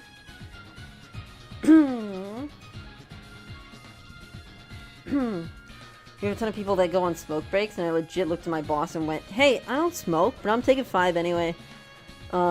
Because for some magical reason, their poor health choices let them get one. Yeah, like I get it. Here's the thing. When you are a person who smokes, and you are legitimately addicted, a smoke break makes sense, right? And... Ooh. I do feel like everybody should get that time. Whether you smoke or not. But, like, yeah, it's a fucking rough world out there. In Japan, the people who don't smoke get a bonus for all the breaks they didn't take. Cool. That's pretty cool. Alright. Some sort of Yu-Gi-Oh club because of all the reading you have to do in modern nowadays. Oh my god. Yeah, Yu-Gi-Oh is, you have to read a book to understand, what the card does. And the book is just the text on the card. Reading a whole short story. Oh, goodness. Oy, oy.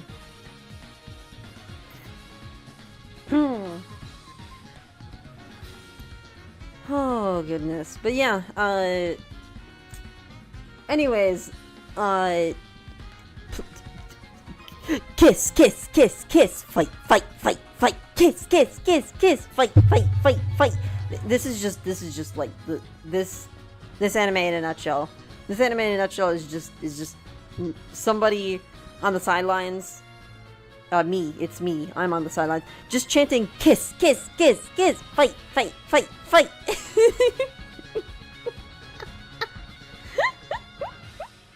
And I love them.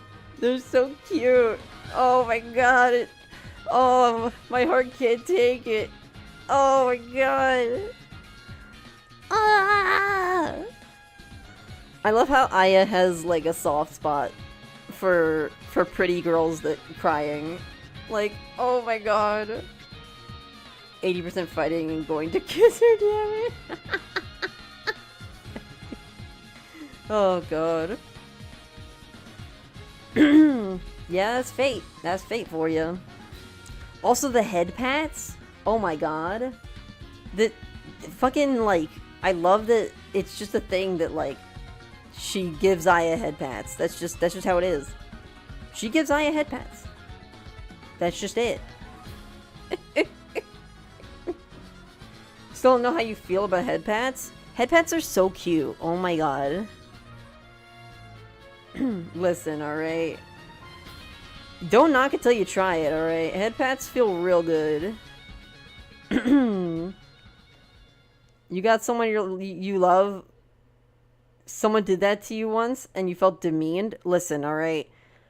There's, like, you can feel demeaned in certain contexts. It can be demeaning in certain contexts. In other contexts, it can be really comforting, alright? And it's not, you despise good boy, fair. It's not something for everybody. Not everybody likes to be called good boy or good girl or good NB, you know? Not everybody likes that kind of, like, that kind of language. A lot of people like it because they spend so much time overworking themselves and trying to be more mature than they are. And so being given permission to just be innocent and just be like, I don't know, just be loved. Giving yourself permission to just kind of not have to worry about anything is nice. And it kind of gives you that like sense of relief. And so it's something that I definitely am going for. It's something that I really appreciate. God forbid if someone hugs me and says, you did good, I'll break down. Yeah. That is definitely, like, yeah. That's the sort of thing that, like, is why people like head pats, right? Very similar reason. Yeah, guys can only hold the strong act for so long, and as a trans girl pretending to be a guy, you really can only hold the strong act for so long. Oh my god. It's hard. Oh boy. Oh jeez. Oh shit. Yeah, I really love, and I love how Mio is just so like cocky. She doesn't even say thank you. She's just like immediately like back on her like overly confident like personality. It's great. And just she's so weird. I love her. I love her. Her and Aya need to kiss, obviously. I think... Is this... No, this isn't the last thing. Okay. So... I love this. The title of the anime... I guarantee you, the title of the anime is from Aya's perspective. Absolutely. Young ladies don't play fighting games. She's the one that thinks that fighting games are crude and uncivilized and like vulgar. She's the one who is like, no, no, young ladies, do not do that. I will not associate myself with such debauchery or whatever, you know. My thing would be if she came back home from school and showed her mom or girlfriend, especially with Japanese. Yeah, right. Oh my god. If Mio came home with a gamer girlfriend, oh, I'm terrified of what her mom would do. If she came home with her gamer girlfriend and a trophy from a tournament, from like a gaming tournament, and like money that she earned from a gaming tournament, bro, I don't know what her mom would do, but it would be super interesting. I'd pay for that. I'd pay to find out. I'd pay to watch that. Oh my god. Yeah, I do love this whole thing. Hey mom, I made more money than you this year playing video games. I honestly hope that Mio becomes like a professional. It's kind of tricky because, like, I mean, not everybody who has a fixation on a game ends up becoming so good at it that they can go professional. But it's a dream. It's a dream. On a gamer squad or a big streamer. Yeah, I want her to have something. I want her to have something that lets her be like play her games. Cause that's clearly the only that's her biggest thing. She's really not about like anything else in life. She's very committed.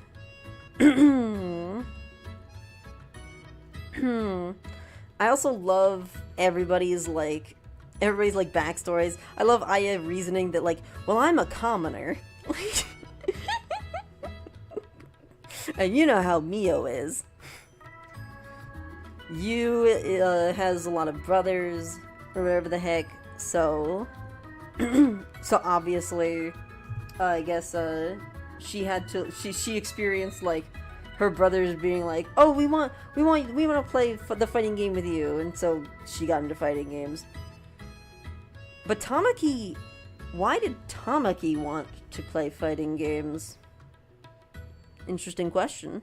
Very interesting question. That's actually still a thing in Japan, because there is prestige with family names still. Yeah, no, yeah. I can only imagine how, like, because lesbian relationships are complicated in Japan. I don't even know.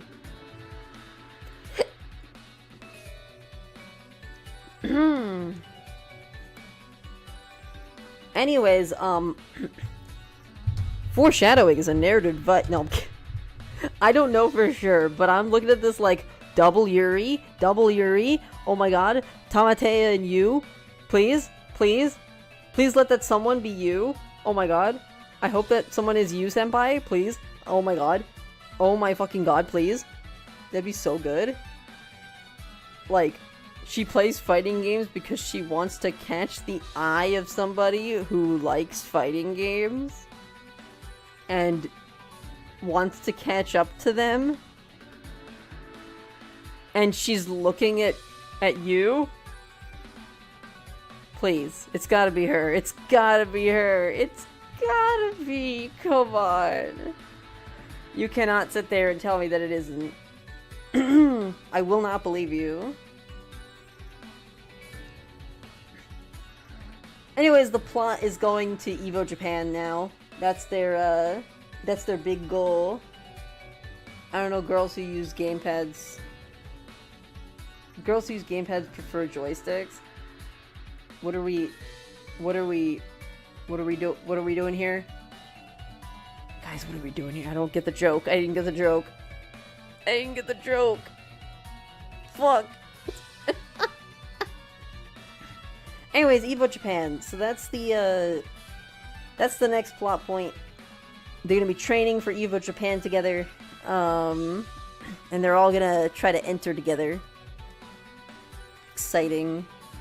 Very exciting. Alright, we're gonna blast through Jadugar, alright?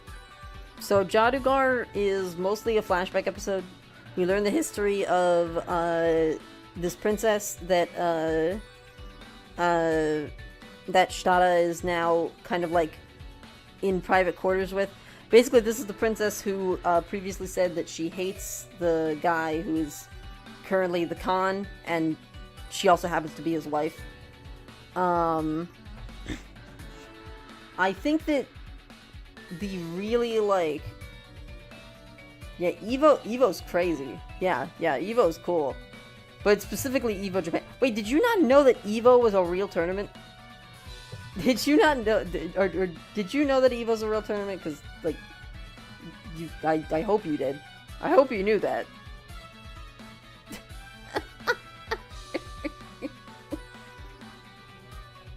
We don't have these kinds of things in Pennsylvania? Ah, well, yeah, we don't have those kinds of things around where I am either, but, I guess it's because I was, like, in the Smash scene for a little bit, so, like, I knew that, Evo was a thing, because I had, like, followed Smash a little bit. I didn't, like, watch Smash at Evo, but, like, I knew that it frequently went to Evo. Never really good at fighting games? Join the club. Me neither, buddy. Me neither.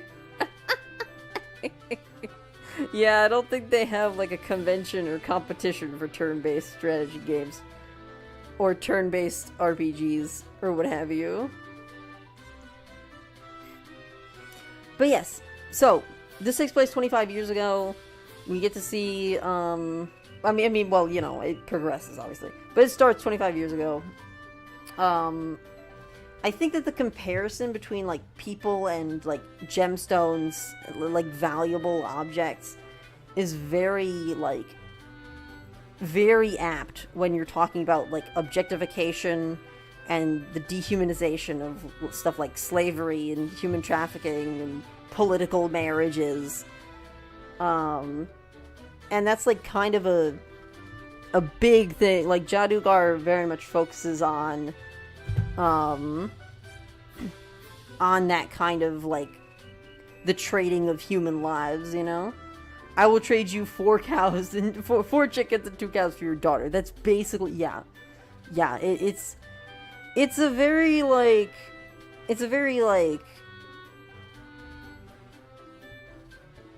I wouldn't say Middle Eastern thing, but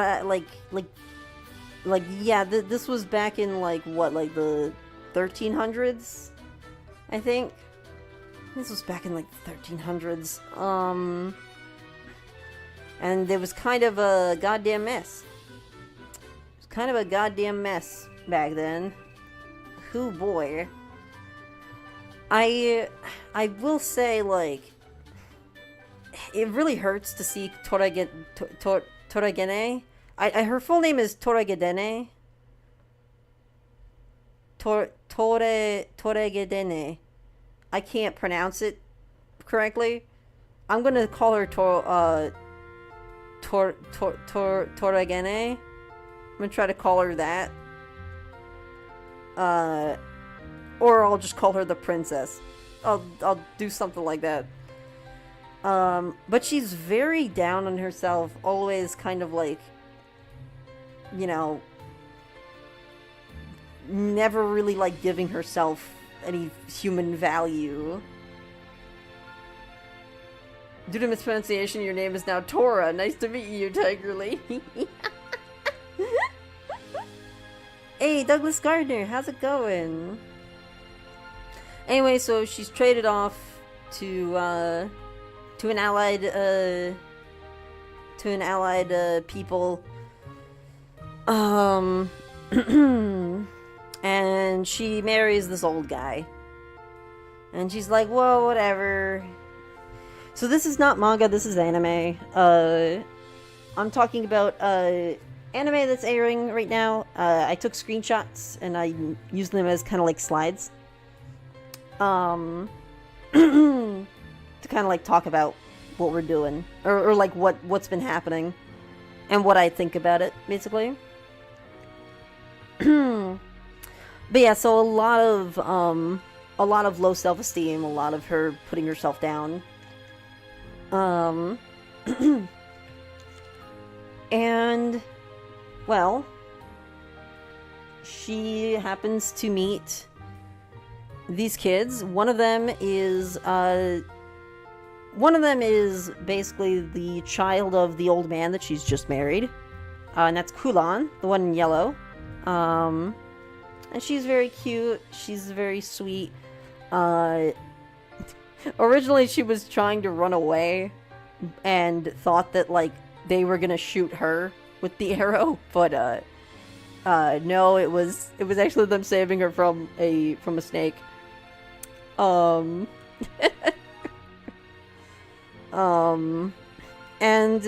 what do you know?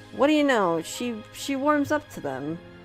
So even though she was sold, it's a bit like Shtada in that way, where, like, even though she didn't want to become part of this family, this anime is on Crunchyroll. It's called Jadugar, A Witch in Mongolia. Like, she began to take liking to this family and began to care about these kids, you know?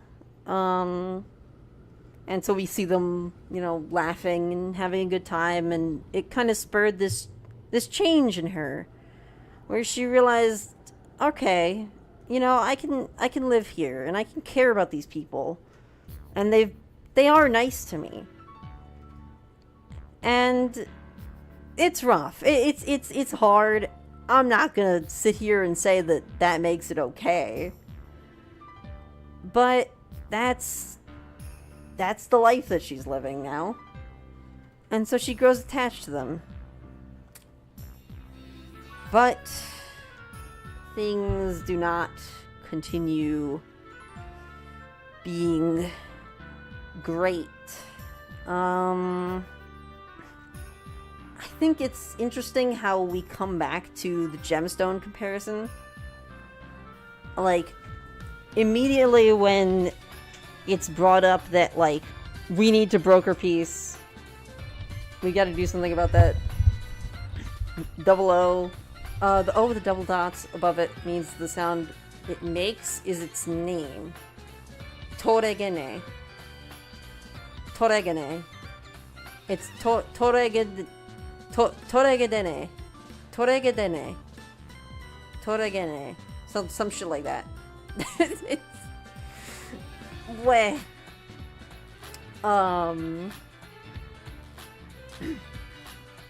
But yes.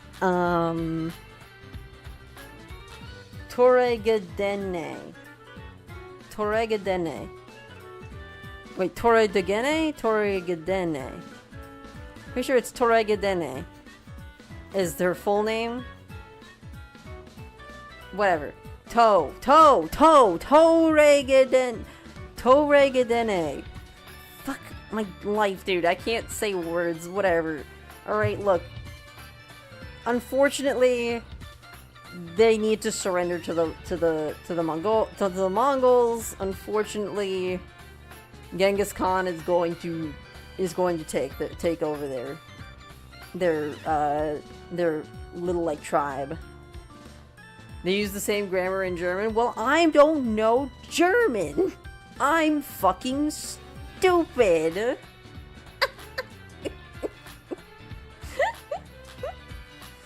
Oh, God. Oy. But yeah, so Dair says, alright, I'm gonna offer my daughter to Genghis Khan, and that's that. That's what we're gonna do. And that's how we'll broker peace, and we'll continue to live. Just, you know, subservient to the Mongolian, like, government. And immediately Toregedene is like, fuck that. No. I won't let you offer her up. Like, she's a human being. She's not like me. Which is crazy. A crazy thing to just drop. Like, she still has that, like bottled up inside. Like, that, like, thinking of herself as just a gemstone to be traded around. But she sees Kulan as a real person. Like, you can't just trade her away. But Kulan has similar self-esteem issues and goes along with it. It's rough. It sucks. It sucks. I don't know how old she is at this point. We can only speculate. We can only guess, but... How about no? I'm currently playing Ghost of Tsushima and poisoned one of his generals. What, the Genghis Khan? Badass. Fuck yeah. Fuck Genghis Khan. Dude, fuck that guy.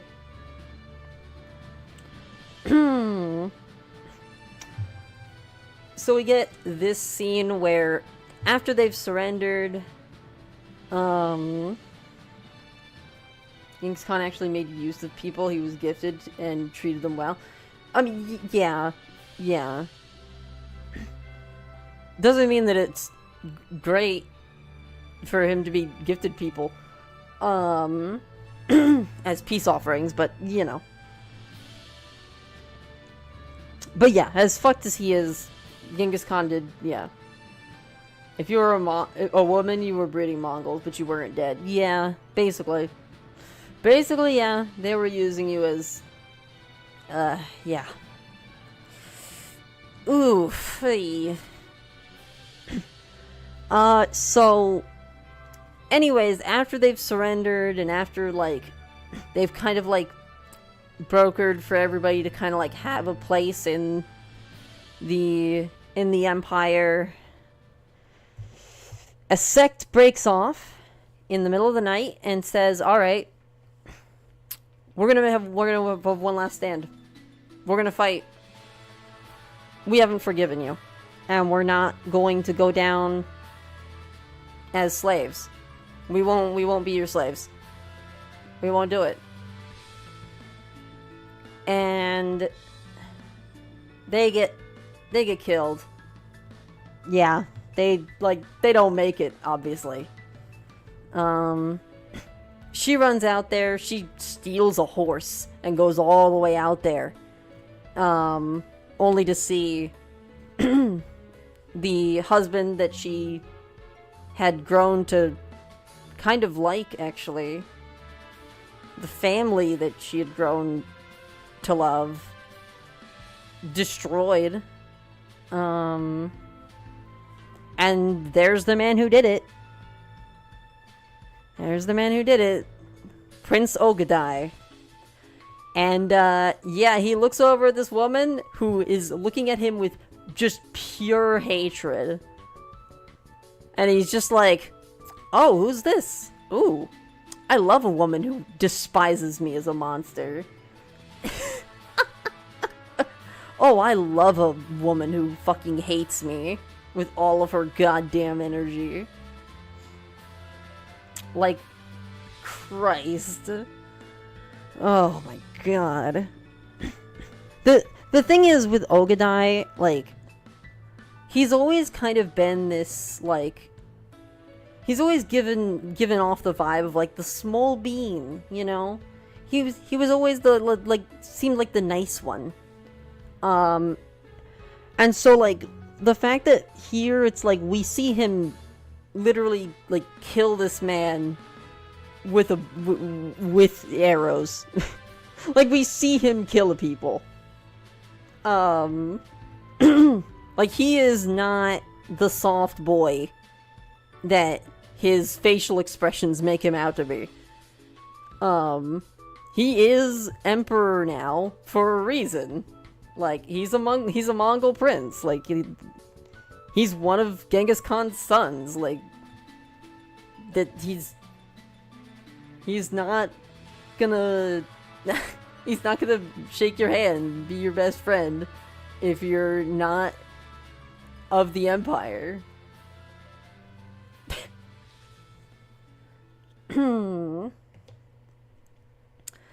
This fucking hurts. How many men does it take to deliver a message? This fucking hurts, by the way. So, here is Kulan, after becoming an attendant of Genghis Khan's, and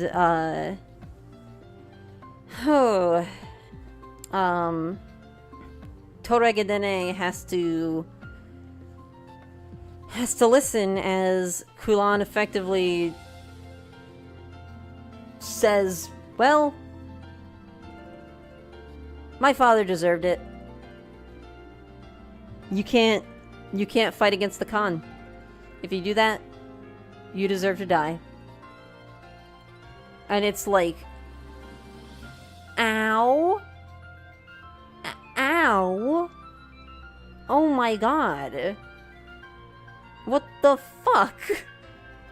That's your like, shit, dude. But yeah, so Toregedene is kind of just like destroyed. Like how do you react to that when you don't fully understand what it means to be like someone's consort, you know, when it means to be like, yeah, that man was so powerful. Yeah. Modern day structure still existing that was made to keep him out. Yep, the Great Wall of China still existed. It still exists, and it was made to keep him out. Yeah. So she's made Ogadai's wife, and she gives birth to his children, but all that time she just wanted a storm to ravage the empire. And it was at that point that she understood. Once she had experienced being Ogadai's wife, I think at that point she realized, like, oh, Kulan felt powerless. She didn't feel like she was just playing her role because she knew she had to. Like she probably didn't actually think that her dad deserved to die. She was just trying to keep moving on. I'm just gonna watch a documentary on how many corpses are inside the Great Wall. Jesus. Oh my god.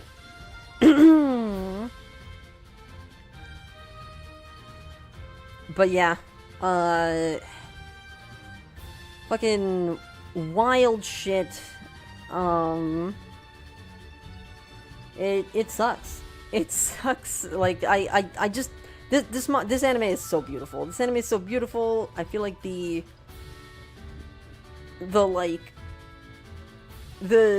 fact that it's focusing on the women in these subservient roles, trying to like grasp at that is so interesting. I'm so glad that that's what this is about.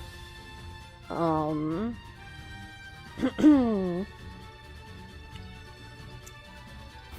were in such a rush to build it that people that died of exhaustion, yeah, they literally just threw them in the middle. Yeah, that's fucking crazy.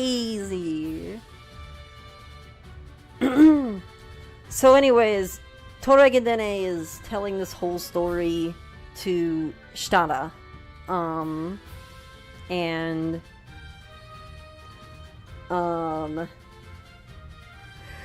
And here we get the fucking drop. This is where the plot begins. We are 6 episodes in, and we have established the main through line, the main objective, the plot of the show. Her and Toregadene are going to somehow destroy the Mongol Empire.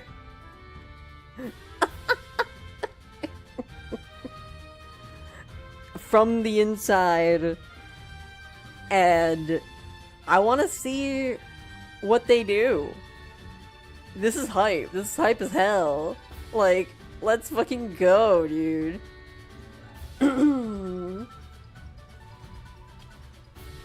Oh my god. Like, let's fucking go. It's just the animation choice, or is she like an 8-year-old mother? What's her name? Toregadene? Or Shitara? Toregadene is not young. She's at least 25 years old. Yeah, it's an animation choice. The characters are all very very kind of like chibi like that. Like at the beginning of the episode, we saw a little thing that said 25 years ago. See at the top left there. And so like she's at least 25, probably like 30s, maybe 40.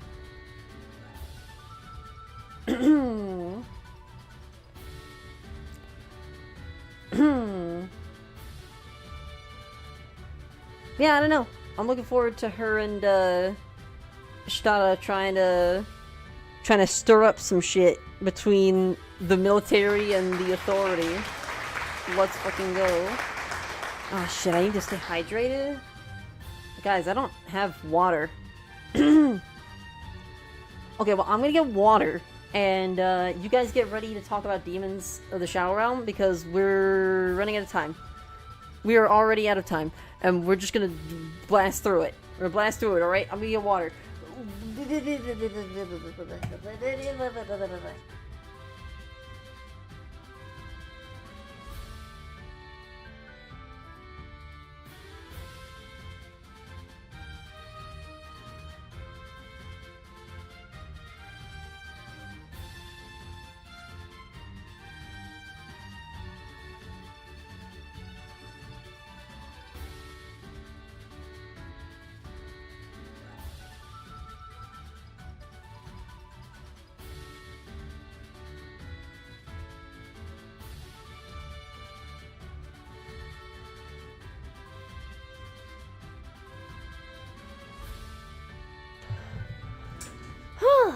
Alright, everybody.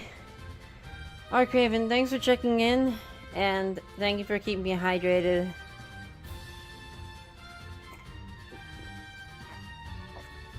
Oh my god. This is the last time I talk about 6 different topics on one of these fucking streams. I can't do it. I can't keep doing this. Oh my god. I gotta draw the line. I gotta draw the fucking line in the sand. Cause I'm tired. Oh. Yeah. Maybe cut it down to 5. I might cut it down to like 3 or 4. I don't know. Oh boy. I don't know.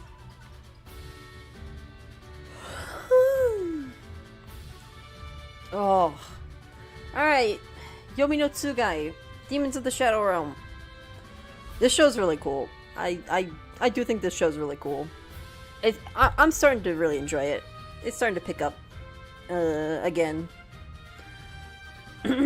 So Asa gets mysteriously cornered, but also it's not Asa. Get fucked. The fake outs in this episode were great. The fake outs in this episode were phenomenal. Like, wow. And I don't know, but when like all of the demons were like climbing up like the like the building to like attack Fuyuki and whatever the other guy's name is, and it turned out that it was not it wasn't even Fuyuki, it wasn't even the assistant of like the clan head. It was Asa disguised as her, and she just fucking uses break on all of the demons. Like, shit, dude. Oh my god. That was like 4 or 5 people's demons. Just like, all just totally their contracts all nullified. And then the clan head is just like, oh yeah, I'll take those. Yep, mine now. Mine. The fucking old man's powers are bullshit. And it synergizes way too well with break. Like, I'm fucking terrified. His primary demons are bullshit. Yeah, his primary demons are insane. The fact that they can just make demons compatible with one another is... That's busted. That's overpowered. That's so overpowered.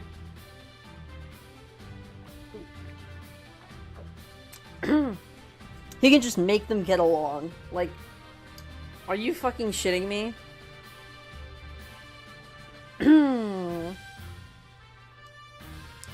Yeah, pairs are supposed to hate each other if you have more than one.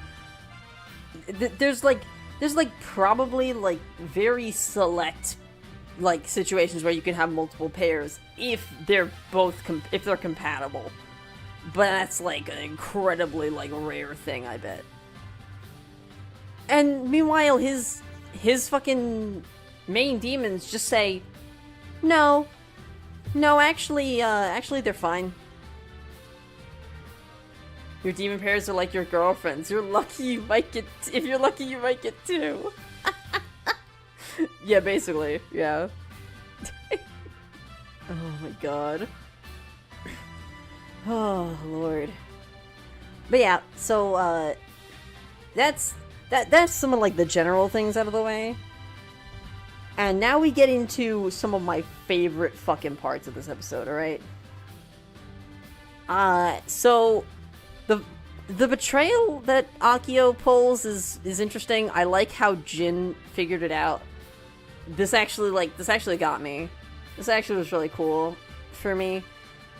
I didn't even think about that. I didn't even think about how Yuru immediately went for the kill on Akio. Like, there was an episode 2 hint. There was like a really early hint that Akio was a fucking traitor. Like, what the fuck? Like, it's amazing. It's so cool. Incredible fucking callback. Very good.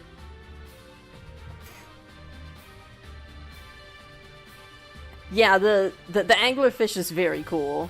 I love that the anglerfish's little, like, light can, I guess, transform and impersonate people. That's fucking crazy. Like the lure, yeah. Which it makes sense because that's the whole point. An anglerfish has like that kind of like lure because like it distracts fish down in like the deep waters. They're attracted to it. And so it's a bit like that. So I'm guessing that's just an ability because it's like that. There's an entire hollow that does this in Bleach? Oh god. Ah!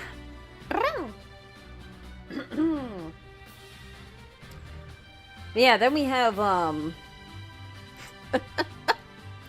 you fuck with Asa, I'll kill you. That's basically just Gabby. That's Gabby at all times. If you fuck with Asa, I kill you. And I love her for it. Gabby's fucking awesome. I did not expect, like, the first episode, we just watch Gabby, like, slaughter innocent people, and you think, oh my god, oh my fuck.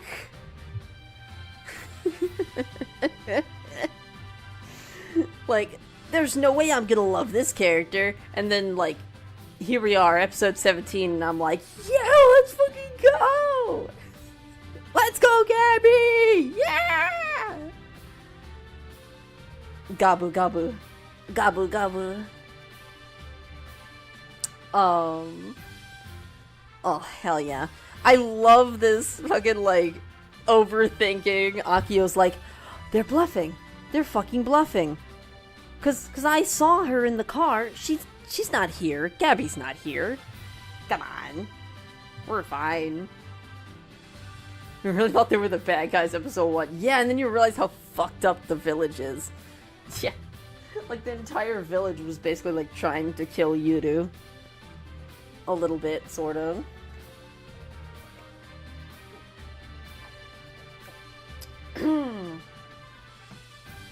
Oh my god.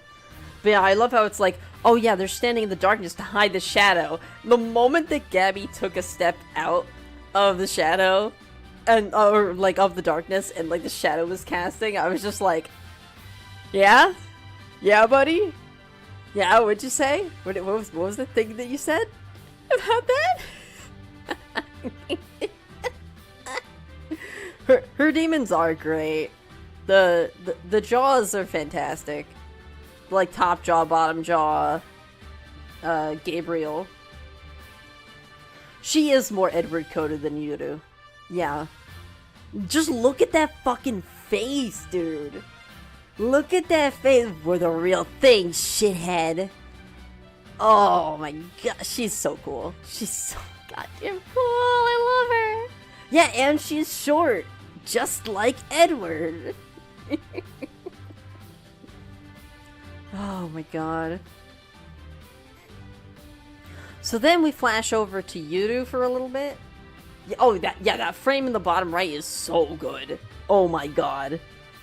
I chose that frame as the screenshot, like, even though I was fucking scrambling at this point.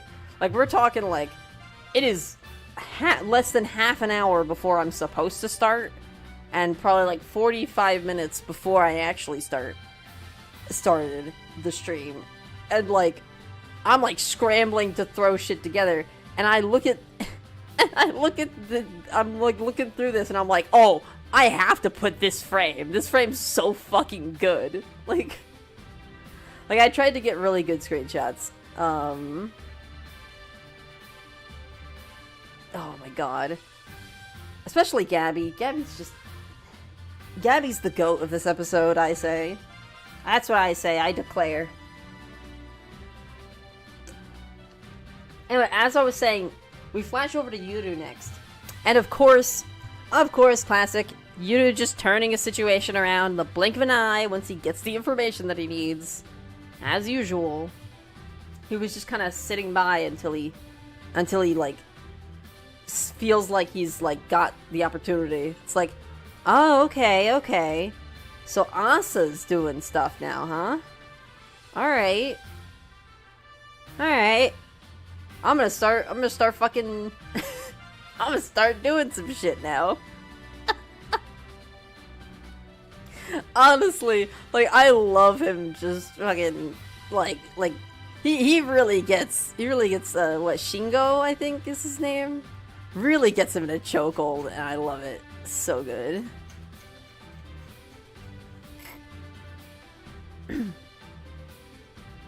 Exactly! He's a main protag that does not just sit there. And when he does sit there, he's strategizing. He is trying to figure out, like, a way to break out of this stuff. I loved the hidden, like, knives that he had on his leg. Like, dude is constantly strapped. Like, That's what living in like uh in like fucking a hunting village that was like cut off from modern society. That's what it fucking does to you, I guess. And especially when you're being hunted all the time.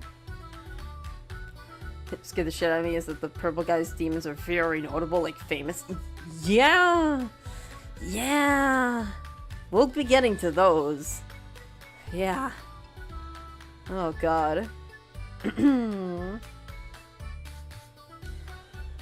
Anyways, back to the good part. Back to the good part. Yeah, let's fucking go! Let's go, Gabby! Listen, okay? Listen. Listen, alright? Say what you will.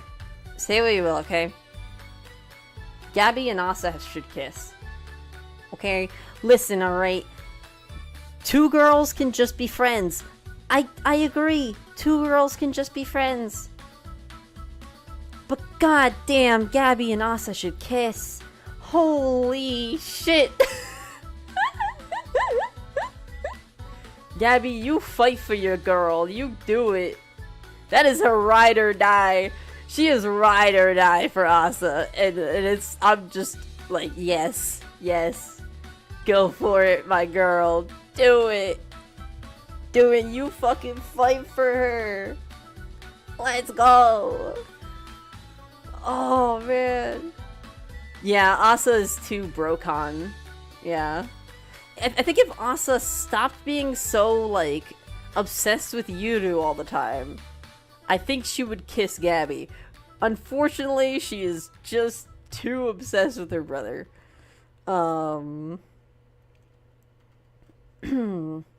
It's okay. It's okay. Because we still have Gabby. We still have Edward as a badass grunge lesbian.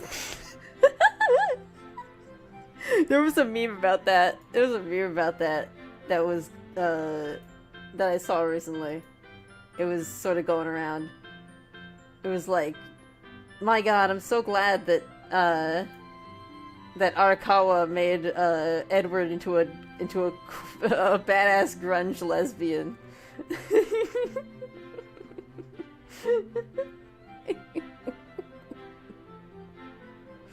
We already know that those two don't get along because their first interaction, he got shot through.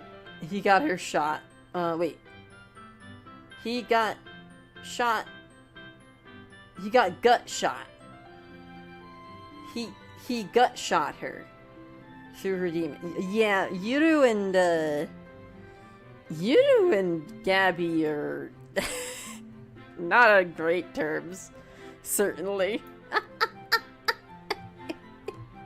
He did kind of hit her right in the gut with an arrow.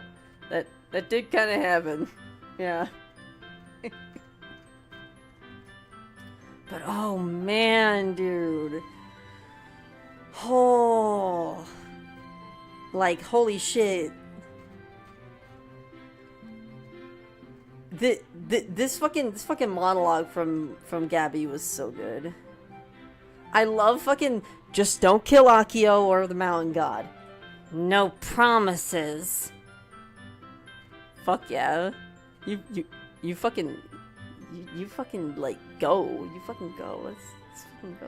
Yeah, and that was before you got right and left. Yeah. Absolutely wild. Insane. Anyway, a pacifist? Really? Yeah, I know, I skipped a couple things. I love the fact that Akio dies by getting smothered by Ballsack. It's very funny. He tries to run away, and they're like, nope, don't chase him. Let him die in the worst way possible. Just let him die in the worst way possible. And then he fucking gets smothered by Ballsack. Tanuki Ballsack is the worst way to go. It really is. Like, damn. Damn, dude. Did you get afraid of the face he made? No, I didn't. Oh, I didn't get a frame of the face he made. Oh no. Oh, shit. Oh my god. But yeah, that was good. That was great. Yeah, he just accepted his fate. Oh god, what a way to go out. What a way to go out. Anyway, yeah, Shingo, pardon me for saying this, but I don't fucking believe you. Yeah, believe it or not, I'm a pacifist. Really now? Really now? And I'm President of the United States of America. Like, bruh. Excuse me?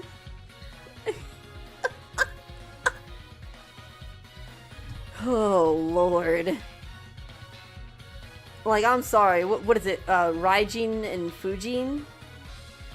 Fu, I know, means, like, wind. I think, and Rai means lightning. So, yeah, that's... One of them is wind power, one of them is lightning power. This is what's coming from me, but your demons are bullshit! Listen, alright? The wind one, the lightning one, I don't really fully know what to make of it. They're scary. They aren't legit a pair of mountain gods that fell from divinity. Oh god. They're legit a pair of mountain gods that fell from divinity. Jesus Christ. Yeah, that tracks. That tracks. I mean, I'm pretty sure that Raikou from Pokemon is, like, based off of Raijin. To some degree. I mean, you know, like, other than the fact that, you know, it's just, it has Rai, it's the fucking lightning thing. Lightning, whatever. I think it's Raijin and Fujin, right? That was the names that they had? I'm pretty sure it was Raijin and Fujin. Which Rai is the Japanese word for, like, thunder or lightning. And Fu, I believe, is derived from the word for wind. I think Kaze, though the word for wind can also be Fu, but or wait, no, I think that's like from the verb. Fu is maybe from the verb? When you're saying that, like, a wind is blowing? I don't remember. I was learning some of this stuff at some point in my Duolingo adventures, but I don't remember.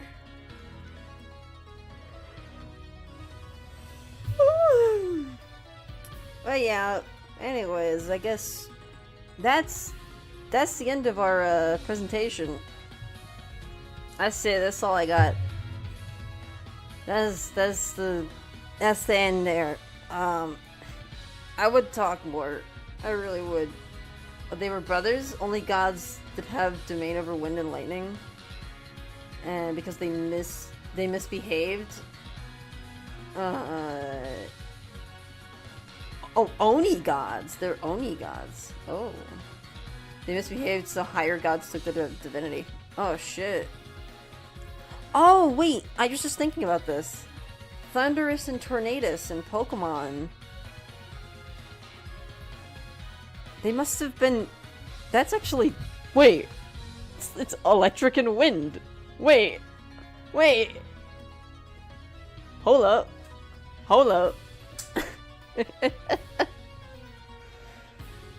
Damn. I love when Pokemon just, like, references all sorts of, culture and stuff. It's so cool. Yeah, and they were version exclusives. Yeah. Oh, jeez. Anyway, yeah. I'm done relating everything back to Pokemon, though. I need to get some sleep. Sorry for rushing through so many things. Schedule will be going up tomorrow. I'm gonna give you a peek of it because I have it. It's done. I just need to actually put it together. I mean, actually, like, post it. And that'll be done tomorrow. But I'll pull it up. Let me just quick get it set up real quick. Where the heck?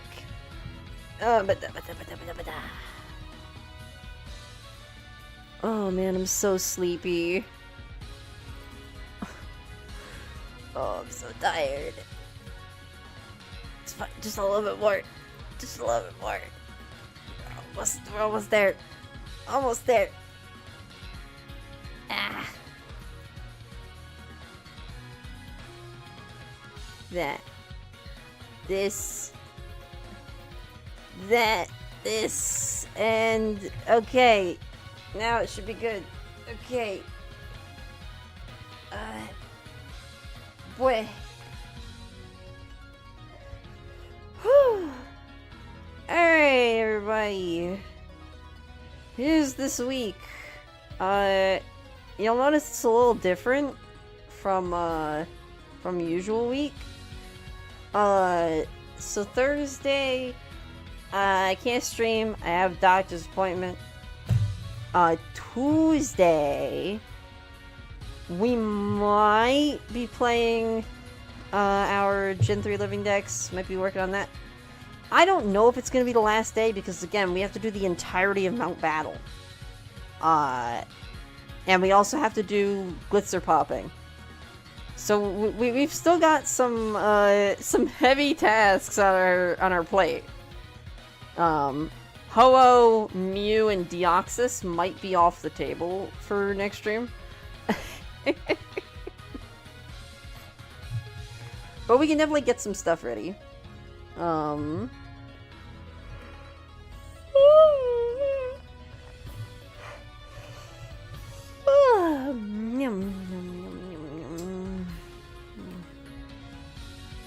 You finish the decks other than the legendaries? I mean, like, technically, if I don't get, like, all the legendaries, then, like, I can still be rewarded for completing the decks or whatever. But, like, I want all 386, you know? That's what I want. But yes, I will probably be able to finish the decks, just not get the legendaries. That will probably happen next.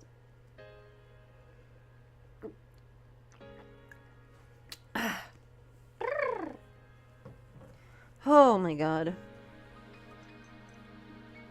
But yeah, I'm gonna... oh yeah, Deltarune baby. Hopefully, please. Meat of the Hollower Friday. More Recursed on Saturday. That's the idea. That's the goal. That's what we're dreaming of, baby. Oh, I'm so sleepy. I'm so sleepy. Excuse me for this. I'm gonna go. Thanks everybody for coming to the stream, and I hope that you got something out of me rambling ridiculously about anime and shit until 3 a.m. And yeah, let me quick see if there's anybody streaming. Probably not. It's like 3 a.m. Is there anybody that I'm following that's streaming that makes sense to read? Not particularly. So, I'm just gonna go. Thanks for joining me on this here journey across the cosmos, the cosmopolitans. I don't know what I'm saying. I'm gonna get some sleep. You guys should get some sleep. Unless it's not your time to go to sleep, then don't go to sleep. Like if you work a night shift, or if you're on the other side of the planet. Also, don't drown. Drowning's like bad for your health or something. It affects millions of families are are affected every year. Don't drown. I don't actually know how many families are affected by drowning. Just don't do that. Just don't. Alright? And I'll catch you all next time.